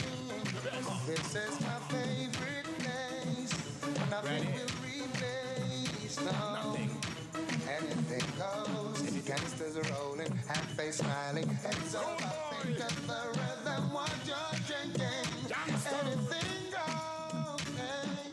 Grab a drink, get a shot, sip your Startenders. Where did your whiteboard go? Did you just give up on the whiteboard? I mean, no, dude, when's the last time you threw something on the whiteboard? It's a good call. So it's right down here, but I was going through markers like chewing gum. Like I'm out of markers. All right, I'll go to the store if you want. Vida de Luis recently got a 94 rating, by the way, locally owned tequila right here in Jacksonville, made in Tequila, Mexico, shipped directly to Jax Beach. Make your own recipes with Vida de Luis tequila, one of the smoothest tequilas you'll ever taste. And by the way, help out our friends in the Bahamas. Help raise money for the Treasure Key Relief Fund and Hopetown Rising. Here's what you do. Go to VitaDeLuis.com, and 50% of the merchandise will go to those funds and help out our friends in the Bahamas. Visit VitaDeLuis.com. When we come back, TV meets radio. Social media platforms, get ready. We're going on the wall that says it all to break down a couple of plays from that Carolina game and what the Jaguars can fix, not only just on defense, but even the young quarterback, Gardner Minshew, what he can fix. We're headed there next on Action Sports Jax on ESPN 690. Action Sports Sports Jags with Brent Martineau on ESPN 690 is brought to you by Best Bet Jacksonville and Orange Park. Now, the First Alert forecast on ESPN 690. Becoming mostly clear with pleasant temperatures tonight, dropping to near 60 degrees by morning. From the First Alert Weather Center, I'm Action News Jax Chief Meteorologist Mike Burrish. ESPN 690 Sports Center Update. I'm Jake Mitchell. The NLCS is set with Washington and St. Louis battling out for the pennant after both teams locked up the divisional round last night. In the AL, the Yankees await the winner of tonight's Tampa-Houston Game 5. And bad news for tailgaters that don't attend games starting next season. Jags will warn people to leave 30 minutes after kickoff. According to Director of Communications for the Jaguars, Amanda Holt, this is to keep with recommended NFL security and fan code of conduct best practices. Speaking of the Jags, they are back home this weekend, and rookie sensation Gardner Minshew thinks that gives them the edge. We're glad to be back home for a game. It's a lot easier to start fast in your own building. We know the energy is going to be there, and we just got to jump out early. Stay connected with ESPN 690 while you're at work by listening on ESPN690.com. Best kept secret in tires is TireOutlet.com. Tire Outlet offers wholesale prices with premium service, and TireOutlet.com always has a safety-first focus. With locations throughout the First Coast, there's no need to go anywhere else for tires and service. The Weather Center is brought to you by Beards Diamonds that guarantees you a $500 gift card if they can't beat anybody's price on a diamond. Hey, everybody, this is Brent Martineau. Family, food, and football. Renna's Pizza checks the box on all three. Family owned in Jacksonville for more than 40 years. Fresh ingredients every day. And you're home for football all fall. Watch the games and dine in at Renna's 5 locations, or let Renna's help with your football get-together. A menu to satisfy the entire family's appetite. There's a Renna's Pizza near you. Marsh Landing, Bay Meadows, Argyle Forest, San Jose, and the newest location in Neptune Beach. Family, food, and football at Renna's Pizza. Trust, tradition, and quality. A winning combination to feel good about your home. Sometimes it's just that time to replace your roof. Or maybe you need to fix your roof after a recent storm. Hey, everybody, it's Brent Martineau of Action Sports Jax. And there are so many roofing companies in the area. But which one can you trust? Let me tell you about my friends at Jack C. Wilson Roofing Company. Trust a family-owned business with owners that grew up right here in Jacksonville. Talk to the owners directly. Get free estimates. And you can trust Jack C. Wilson Roofing to walk you through each step of the process. Tradition? Jack C. Wilson is a name you know. The longest-standing roofing company in Northeast Florida. They have been repairing and replacing asphalt shingle roofs since 1946. How about quality? A roof you will tell your neighbors about. Quality from start to finish, shingle by shingle. You can request a free estimate at jackcwilsonroofing.com. It's the first name in Jacksonville roofing. And make sure you let them know Brent Martineau sent you. Vida de Louis, a locally owned tequila right here in Jacksonville, wants to help our friends in the Bahamas. Hey, everyone, this is Austin Lane. And I'm Brent Martineau. Vida de Louis is one of the smoothest tequilas you'll ever taste. It's made in Tequila, Mexico, and shipped directly to Jax Beach. But Vida de Louis has friends all over the world, and that includes in the Bahamas. Help us raise money for the Treasure Key Relief Fund and Hopetown Rising. Check out Vida de Louis on social media and the website vidadelouis.com. 50% of all merchandise will go to these funds. Please help Vida de Louis help the Bahamas by going to vidadelouis.com. Say hello to your new secret advertising weapon, your own branded mobile phone number. Star Mobile provisions vanity mobile numbers prefixed by Star, providing audiences an easy way to reach your business. Give it a try now by dialing Star Mobile from your mobile phone. That's Star Mobile. When prospective customers see your offline or online ad and they dial your branded Star Mobile number, Star Mobile helps to convert them through text, voice, and online communications. Give it a try now by dialing Star Mobile from your mobile phone. That's Star Mobile. Want to hear something crazy? Last month, our friends at Arlington Toyota offered prices up to 50% less on remaining 2019 Toyotas. Want to hear something really crazy? Arlington is extending the sale. The 2020 Super Sales Event has been extended at Arlington Toyota. So come in today and pay up to 50% less on remaining 2019 Toyotas. That's up to 50% less on remaining pre-owned 2019s. Looking at a 2019 Toyota Highlander, it's not $35,000. Now it's only $24,688. Yeah, $24,688 for a pre-owned 2019 Toyota Highlander at Arlington Toyota. How about a Toyota RAV4? It's not $29,865. No way. It's just $21,888. $21,888 for a pre-owned 2019 Toyota RAV4 at Arlington Toyota. Plus, you get Arlington's $5,000 Advantage Club and even a national lifetime warranty with unlimited time and miles for new purchases. Shop Arlington Toyota today, 10939 Atlantic Boulevard, or online at arlingtontoyota.com. Visit arlingtontoyota.com/super savings for offer details. Hey, everybody, this is Brent Martineau. If you've received a letter from the IRS and can't pay them, things can get bad quickly. The IRS can seize your bank account, garnish your wages, and place liens against everything you own. If this is you, contact J. David Tax Law, a local firm right here in Jacksonville. Your first step to stop IRS harassment is a no-cost consultation. They explain exactly your options and how they will resolve your tax issue. Only highly experienced tax attorneys will represent you, and fee payment plans are affordable for everyone. Get the protection you deserve. Peace of mind is only a click or phone call away. The fastest way to get started is to call 904-507-4777. 904-507-4777. Or online at jdavidtaxlaw.com. The number again, 904-507-4777. Or online at jdavidtaxlaw.com. There are many challenges facing small business owners, from financing your operation to hiring the right people. Where can you go to find possible solutions? The Jacksonville chapter of SCORE offers workshops on various topics relevant to running a small business. Subject matter experts lead these workshops, most of which are free or at a nominal cost. If you're interested in attending any of the 120 workshops being held this year, go to the Take a Workshop tab found on our website, jacksonville.score.org. What's up, North Florida poker fans? This is Allie McDeal from both Best Bet Card Rooms in Jacksonville and Orange Park. The World Poker Tour is well underway at Best Bet Jacksonville. Lock up your seat in the $5,000 buy-in Best Bet Bounty Scramble for just $120. You'll find satellites going on now and every day throughout the entire series. Get ready to take your shot at $1 million prize pool and the WPT main event. For more detailed information, visit them on the web at bestbetjacks.com. Best Bet, where anybody can win. Alexa, how do I drive more customers into my business? First, people will need to hear about you. Then you need to be online where they look for you. Then you need to be involved in the community. Then you need to... Whoa. I don't have time for that. I need to run my business. Okay, searching for a local team that can help. Local Solutions, your local marketing team putting you at the top of mind. Visit JacksonvilleLocalSolutions.com today and let us take your business to the next level. Local Solutions, powered by Cox Media Group. Marketing solved.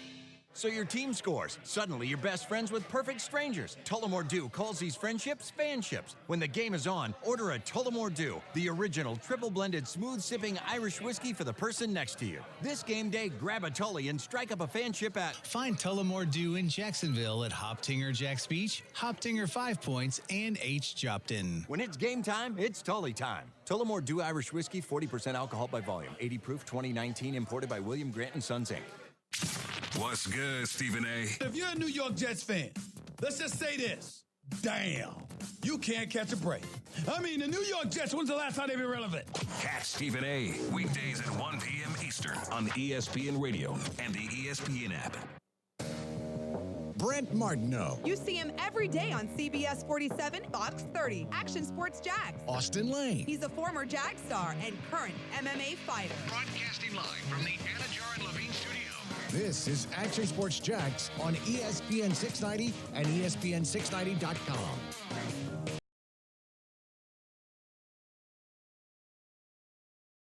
Welcome back, everybody, on Action Sports Jax on ESPN 690. Brent Martineau, Austin Lane, and we are at the wall that says it all. We tried this a week ago. Yeah. It worked well. It was well received. So we said, hey, let's do a little TV and radio mix once again. We jumped down to the TV studio here on CBS 47 and Fox 30. We are on the wall that says it all. And I remind everybody that if you're watching on the social media platforms, hopefully this is a special treat. We'll take you through some of the plays last week against Carolina, 2 defensive plays that the Jaguars kind of messed up on, and an offensive play that, well, is it Gardner Minshew's fault or is it just a really good defensive play? We'll get into it. If you're listening on ESPN690.com or in your car, or on the TuneIn app or anywhere else and just listening, hopefully you can follow along, and we'll try to make it make sense for your ears and not just everybody's eyes. We call it Just 3 Downs, and like I always like to say, I'm surrounded by Austin Lanes everywhere on the wall that says it all. I'm still intimidated, by the way. All right, so let's get to it, man. Yeah. Let's talk about a couple of plays that went wrong for the Jags, and it's a scoreless game in the first quarter. It is.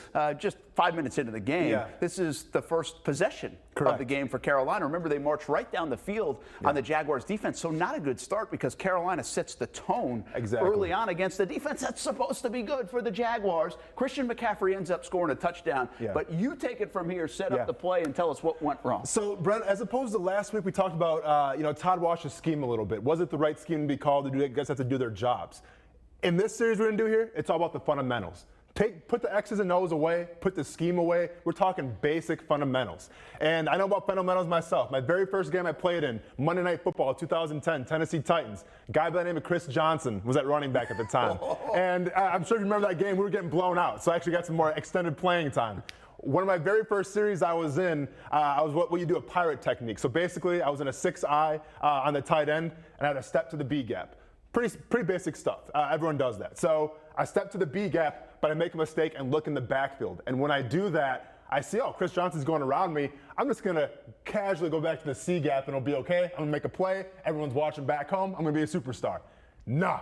Chris Johnson was to the point where he saw me make that play, used his vision, went to my B gap, 8 out the gate. And as you can imagine, I went to the sidelines and Joe Cullen was waiting for me with an earful. So and Joe's still in your head, by the way. Oh, he's still in my head, man. I can't get him out of my head. But this is what we're talking about with fundamentals. So now I'm going to break down fundamentals right here. This is the first touchdown of the drive. As we see, I mean, this isn't a crazy formation, anything like that. Jaguars in a base front right now.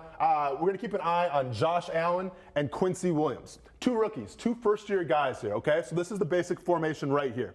As we come over here, this is where I'm going to pick on Josh Allen a little bit. Now, Josh Allen, for the most part, has been playing some really great football. He had a sack in this game. And if you're listening, by the way, the first screen is a screen grab of just the lineup, the formation, before the ball snapped. And now the ball has been snapped, and Christian McCaffrey has the ball running on the right side. This play started at the 5-yard line, and he scores from 5 yards out. Go ahead. So Josh Allen is what he's in what you call a 5 technique. And basically, he's going to be the outside shade of the tackle.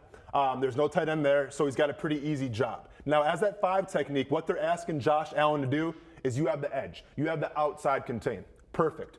The only problem with Josh Allen here is when this ball is snapped, and Brent, I'm using you as a little example here. Oh, we get to show and tell a little bit. Let's make sure the cameras are all ready for this. Yeah, exactly. Okay? So when the ball is snapped, I always say, Brent, the tackle tells you where you want to go, correct? Okay. So when the ball is snapped, the tackle takes 1 step down right here. Okay, perfect. That's all he did. That's all the tackle did. Wasn't a pass set, wasn't a down block. He took 1 step inside. That's what we call a seal block. Now, how do you handle a seal block? If you go back and watch this film, you can see it right here. Josh Allen puts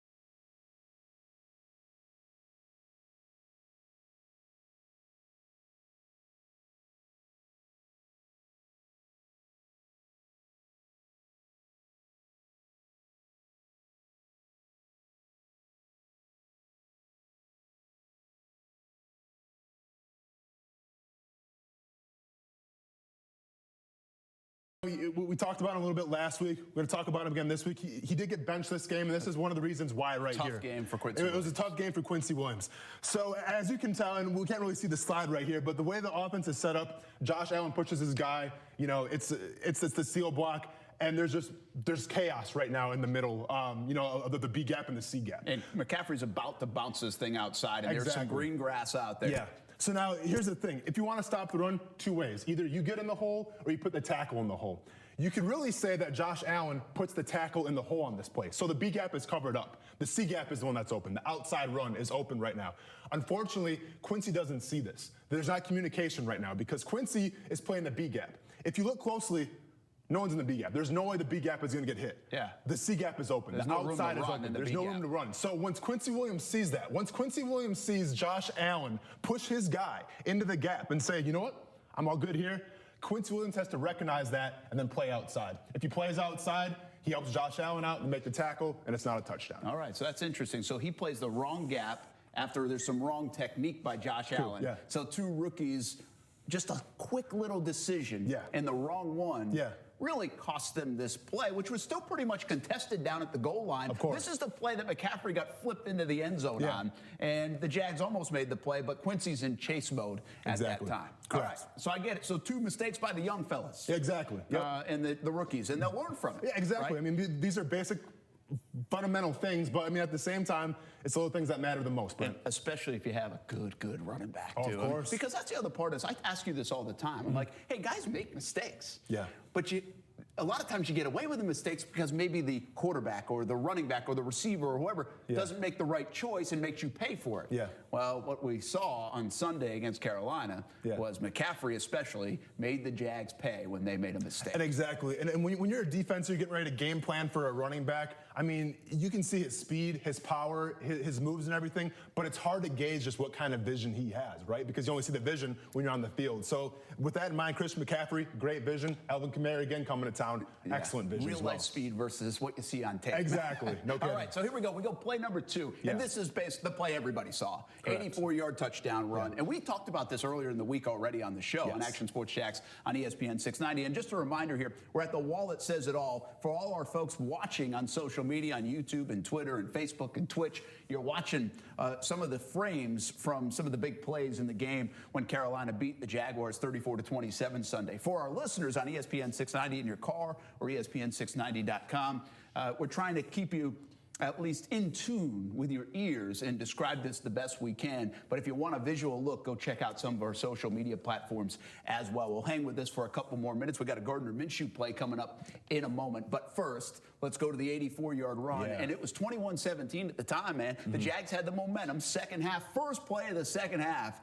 When you pinned them pretty deep, you're inside the 20.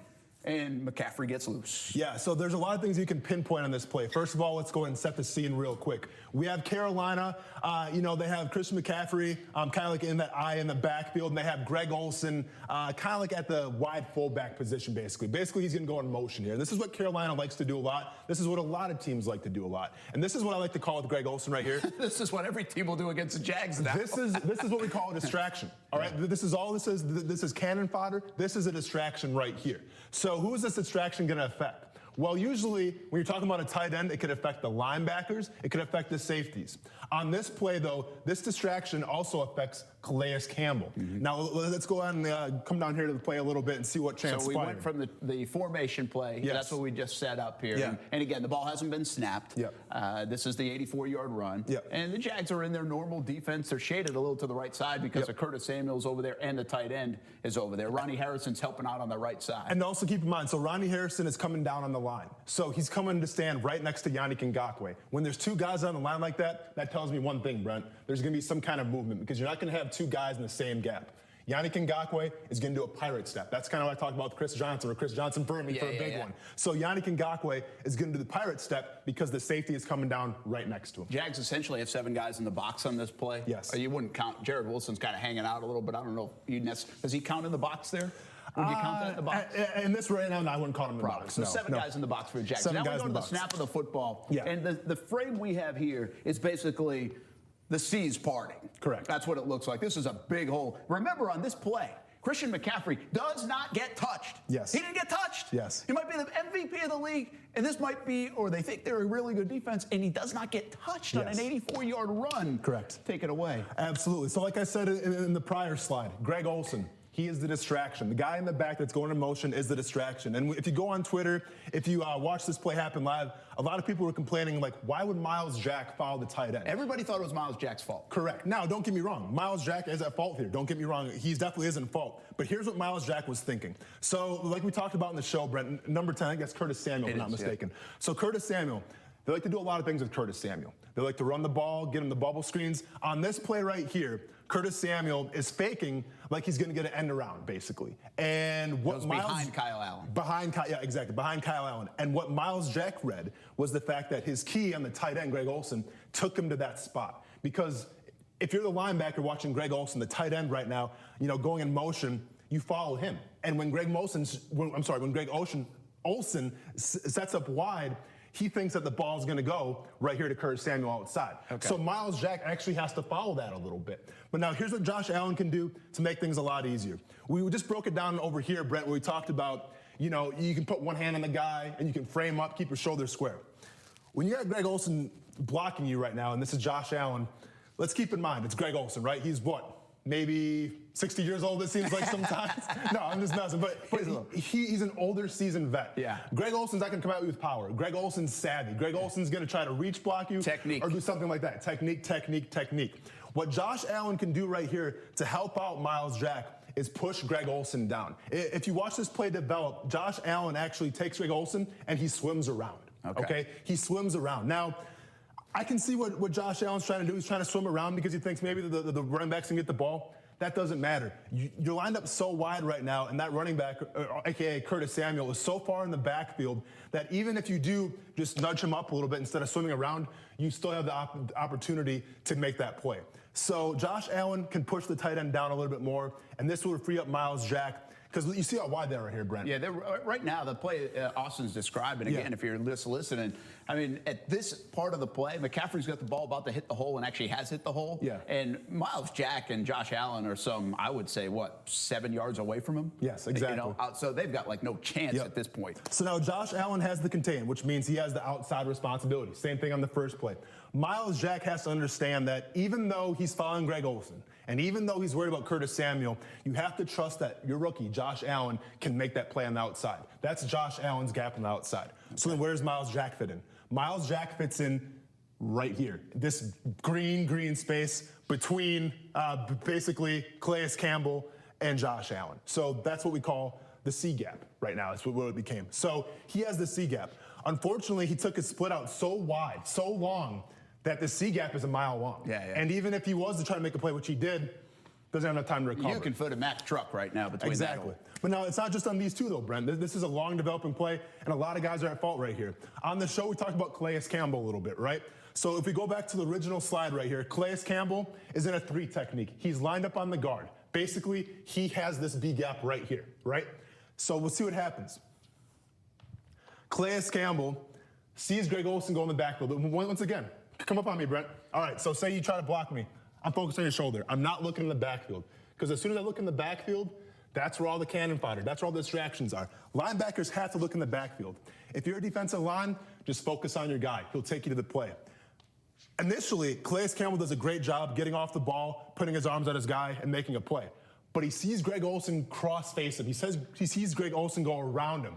And when Calais Campbell sees that, he hesitates. Yeah. He thinks the ball is going around him. His eyes go up a little bit. His eyes go up. And when he does that, he gets reached. Yeah. And when he gets reached, he misses his gap. And when he misses his gap, there's a hole to run in. Man, we were talking about, too, if you listen, I mean, this is like a split second. It absolutely is. It's amazing, really, to appreciate what these guys have to do and how disciplined you have to be every play. This is a split second right here. And listen, and they always tell you, be a football player, don't be a robot. So Calais is thinking right now, I'm trying to get one up on this guard. I'm trying to swim around him because I think the ball is going outside. Well, when he swims around him, he gets reached, and that's where the hole opens up for Christian McCaffrey. Now, it's not done just there. There's other guys at fault as well. Let's go to the backside real quick. So like I talked about, Yannick Ngakoue is doing a pirate technique, which means he's going from the 5 and going to the B gap. He's cross-facing the tackle, attacking the guard. And two guys are taking on Yannick right now. Exactly. And when he does that, that means Ronnie Harrison comes down the line, like we talked about, and he has the edge. This leaves this guy right here. Quincy Williams. Poor Quincy Williams. I feel like we're picking on him lately. Dude, listen, this is that Murray State guy. I got nothing but respect for him, but we have to address this, right? He this is a big learning play. on the job, man. It is like... But we have to address this play, right? So where's Quincy Williams right now? He is like on the behind, if you will, of Yannick Ngakoue. But my question to you is why?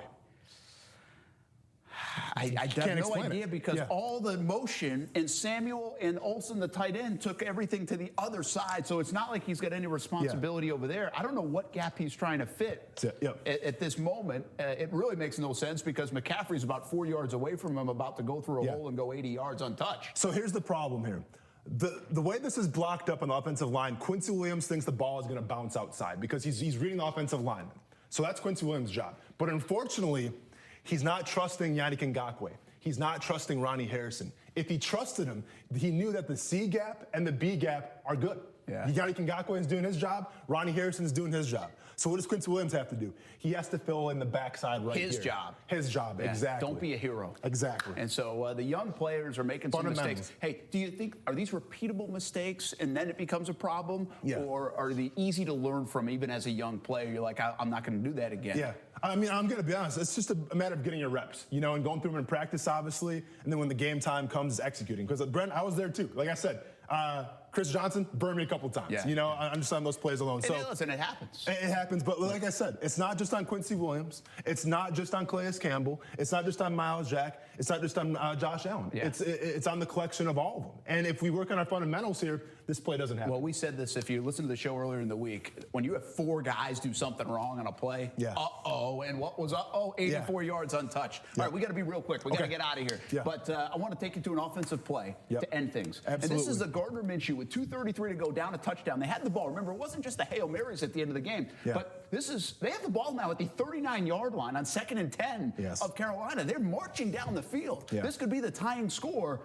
And all the plays Minshew has made, this is the one I think he'd like back. He's trying to make a Denver-like play. He's scooting around, avoiding the rush in the pocket, and he fumbles, and Brian Burns gets him. I don't want you to take us through everything, but real quickly, is this Minshew's fault, or is it a great play by Burns being able to poke that ball out? You know what? This primarily it falls on Minshew, right? Because if you watch this play develop here, I think Cam Robinson does a great job in pushing Brian Burns off the center line, off the point. I mean, basically, he's 3-4 yards in the back of Minshew. He is. Minshew feels that and steps up in the pocket. Now, I say a quarterback's got a honey hole. The honey hole is where a quarterback loves to step up, and it's where they like to go. Patrick Mahomes has a honey hole all around the field. Same thing with Aaron Rodgers. When Gardner Minshew steps up a little bit, you can tell he doesn't really feel comfortable making that pass where he's at. Well, you know why? Because Linder's right in front of him, right? Exactly. I think that's Linder. No, that's Norwell. I'm sorry. No, exactly. So he doesn't that feel comfortable 325-pound guy, he's almost being swallowed up by his own guy a little bit. Exactly. Now keep an eye on this too in the second slide.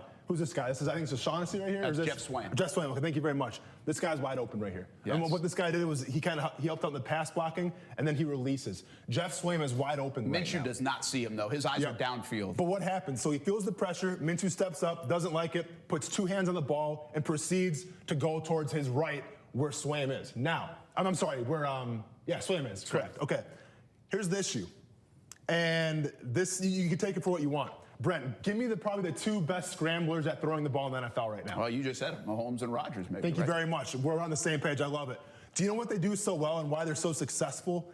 Aaron Rodgers, he ran like a 4.7, 4.8. He's not that fast. Mahomes, 4.7, 4.8. But when they exit the pocket, when they're on the run, they only have 1 hand on the football. Gardner Minshew, when he exits the pocket, he has 2 hands on the football. Now, what does that do? I thought that was good, man. Well, here's the thing. It keeps the ball protected, but it slows you down? But it slows you down because think about it. And this to anybody at home, anybody watching on TV, whatever you want to do. Grab a loaf of bread. Go take a loaf of bread and put it in 1 hand and sprint. See how fast you are. And then go take that same loaf of bread, put it in 2 hands above your face, and see how fast you are. It's going to slow you down a little bit. And if you watch this play here develop, if you watch Gardner Minshew scramble with 2 hands on the ball, and I get it, ball security comes first. But when he has 2 hands on the football, he kind of trips a little bit and stumbles. Doesn't get his full speed off. Brian Burns was like a 4.5. He was a beast of the combine. Chases him down easily, and it's a sack fumble. Jaguars turn the ball over there. So, listen, I get it. You're a rookie. Try to take care of the football. I understand it, and so be it. That's one of those things you just have to live with. But at the same time, as he progresses, I'm not saying maybe this year, but next year and the following years to come, if we assume Gardner Minshew is going to be special like he's supposed to be, when you scramble out of the pocket like that, One hand on the football, look up, and see where you're throwing to. Interesting. Very interesting point, because I think most people will be like, no, keep 2 hands on the football. And I think that's what he's done a good job of. In the Denver thing, where you applauded him for that. And some of those plays, because he was protecting the ball and getting out of there. And this is a good play by Burns, too. Oh, it's a fantastic play. And he's a good player. He was the rookie defensive player of the month, and obviously Minshew was the offensive rookie of the month. But I'm just saying, if you're trying to reach that Aaron Rodgers, that Patrick Mahomes echelon, watch how they scramble. Watch how they operate. One hand on the football when they scramble out the pocket. All right, man, that was fun. The wall that says it all. And again, we're on social media platforms if you want to check out the video. Hopefully it made some sense to you on the audio side on ESPN690.com and also on your radio as well. And we're going to go back up to the radio studio. And, well, we'll talk more about the Jags, of course. Stay with us on ESPN 690.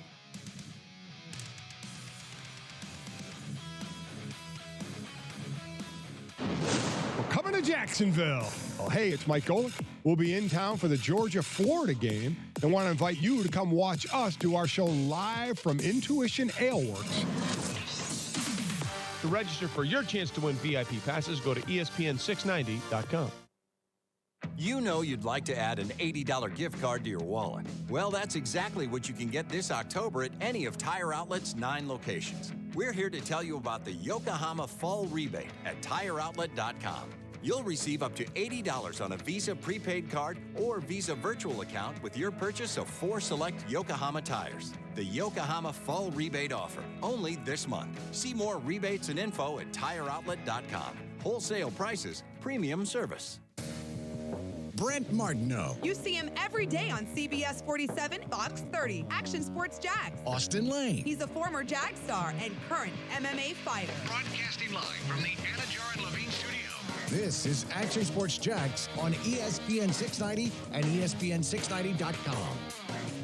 All right, we took so much time with that down in TV land that we've only got about 60 seconds to go in the show. Brent Martineau, Austin Lane. And hey, I know the video kind of got messed up. We're living and learning a little bit. We're also going to put the whole video on YouTube and Facebook. It worked perfect last week. Crashed out a little bit this week, but we got a good fix for the future just in case of that. So thanks for your patience. I think it's a fun segment. Austin's doing an awesome job breaking down some of these plays. And we're going to try to do it at least once a week here on the show, and maybe even get used to doing it on Thursdays. But good job, man. It was fun seeing those plays. Yeah, it was a lot better, I think, this week because I knew what to expect a little more. So, I'm gradually getting better. I'm gradually learning, and hopefully we can be better even next week. Yeah, we're getting better and better. Yeah. Hey, by the way, tonight, Mellow Mushroom in Avondale, Jaguars All Access, Calais Campbell, Avery Jones. We'll talk about some of those things. And Avery Jones quietly playing good football. He's playing excellent football. The guy doesn't get mentioned enough because of the position that he plays, but he's really one of the unsung heroes right now, that Jaguars defense. But he stole me $50. Brent, let him know about it.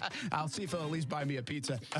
We're going to the backyard tomorrow for Action Sports Jax Game of the Week on ESPN 690. I'll be at Lee High School, Columbia at Lee in a big battle. And, of course, we'll talk all about the Jags, an update on Jalen Ramsey. We'll do our celebrity six-pack of picks, all that and more on a Friday. Thanks for hanging with us, everybody. Appreciate you checking out the show. I want Action my money, Sports Jax on ESPN 690. Oye, amigo, it is the Dan Le Batard Show on ESPN Radio. Is Max Muncy a great name for a power hitter? 80% of the audience said yes. It's hard to get better than that, right? Max Muncy? Well, let's see. Can we do better than that? Can anyone do better than Max Muncy? Home Run Smith. That's a great one, Chris. You did great work there. Home Run Smith. The Dan Le Batard Show with the Stuttgarts on ESPN Radio and ESPN News. Pop quiz. If you sell a home for $500,000, how much would a traditional real estate agent charge in commission? If you guessed $25,000 to $30,000, you're right. But if you think that's the only way, you're wrong. This is why thousands of homeowners are making the switch to Rex. With Rex, you get a dedicated agent and a full-service experience at a fraction of the cost. Rex uses game-changing technology to cut out the middleman and save homeowners tens of thousands of dollars in fees. See if you qualify by calling 833-REX-HOME. Remember, this is your home. Why give an insane amount of equity away to an agent?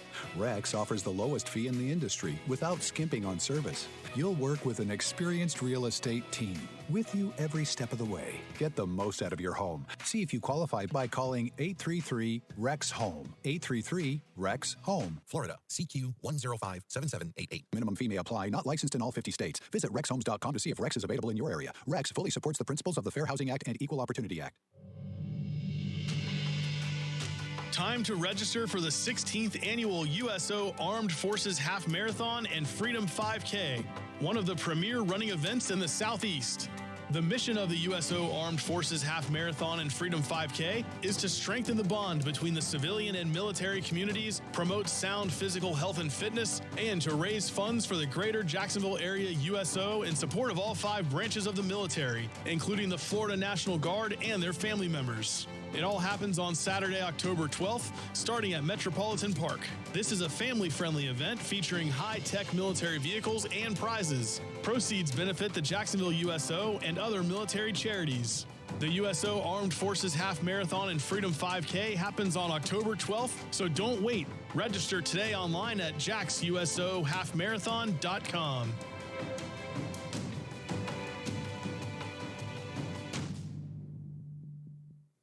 Tax problems can be extremely stressful and cause financial devastation. The tax attorneys at J. David Tax Law are right here in Jacksonville to be your personal advocate and resolve your IRS or state sales tax issues. J. David Tax Law focuses on your needs and case outcomes. Don't be fooled by these big out-of-town tax companies that only focus on getting you to sign up and pay without even working with an attorney. At J. David Tax Law, only highly experienced tax attorneys will represent you. Get the help you need with tax debt, payroll taxes, bank levies, wage garnishments, tax liens, and unfiled returns. If you have federal or state sales tax debt, have a sit-down with J. David Tax Law. Your first step is a no-cost consultation. Call J. David Tax Law at 904-507-4777, 904-507-4777. Peace of mind only a click or phone call away, 904-507-4777, or go to jdavidtaxlaw.com. Broadcasting live from the ESPN 690 Anna Jar and Levine studios. Anna Jar and Levine Accident Attorneys. Call 904-600-4300.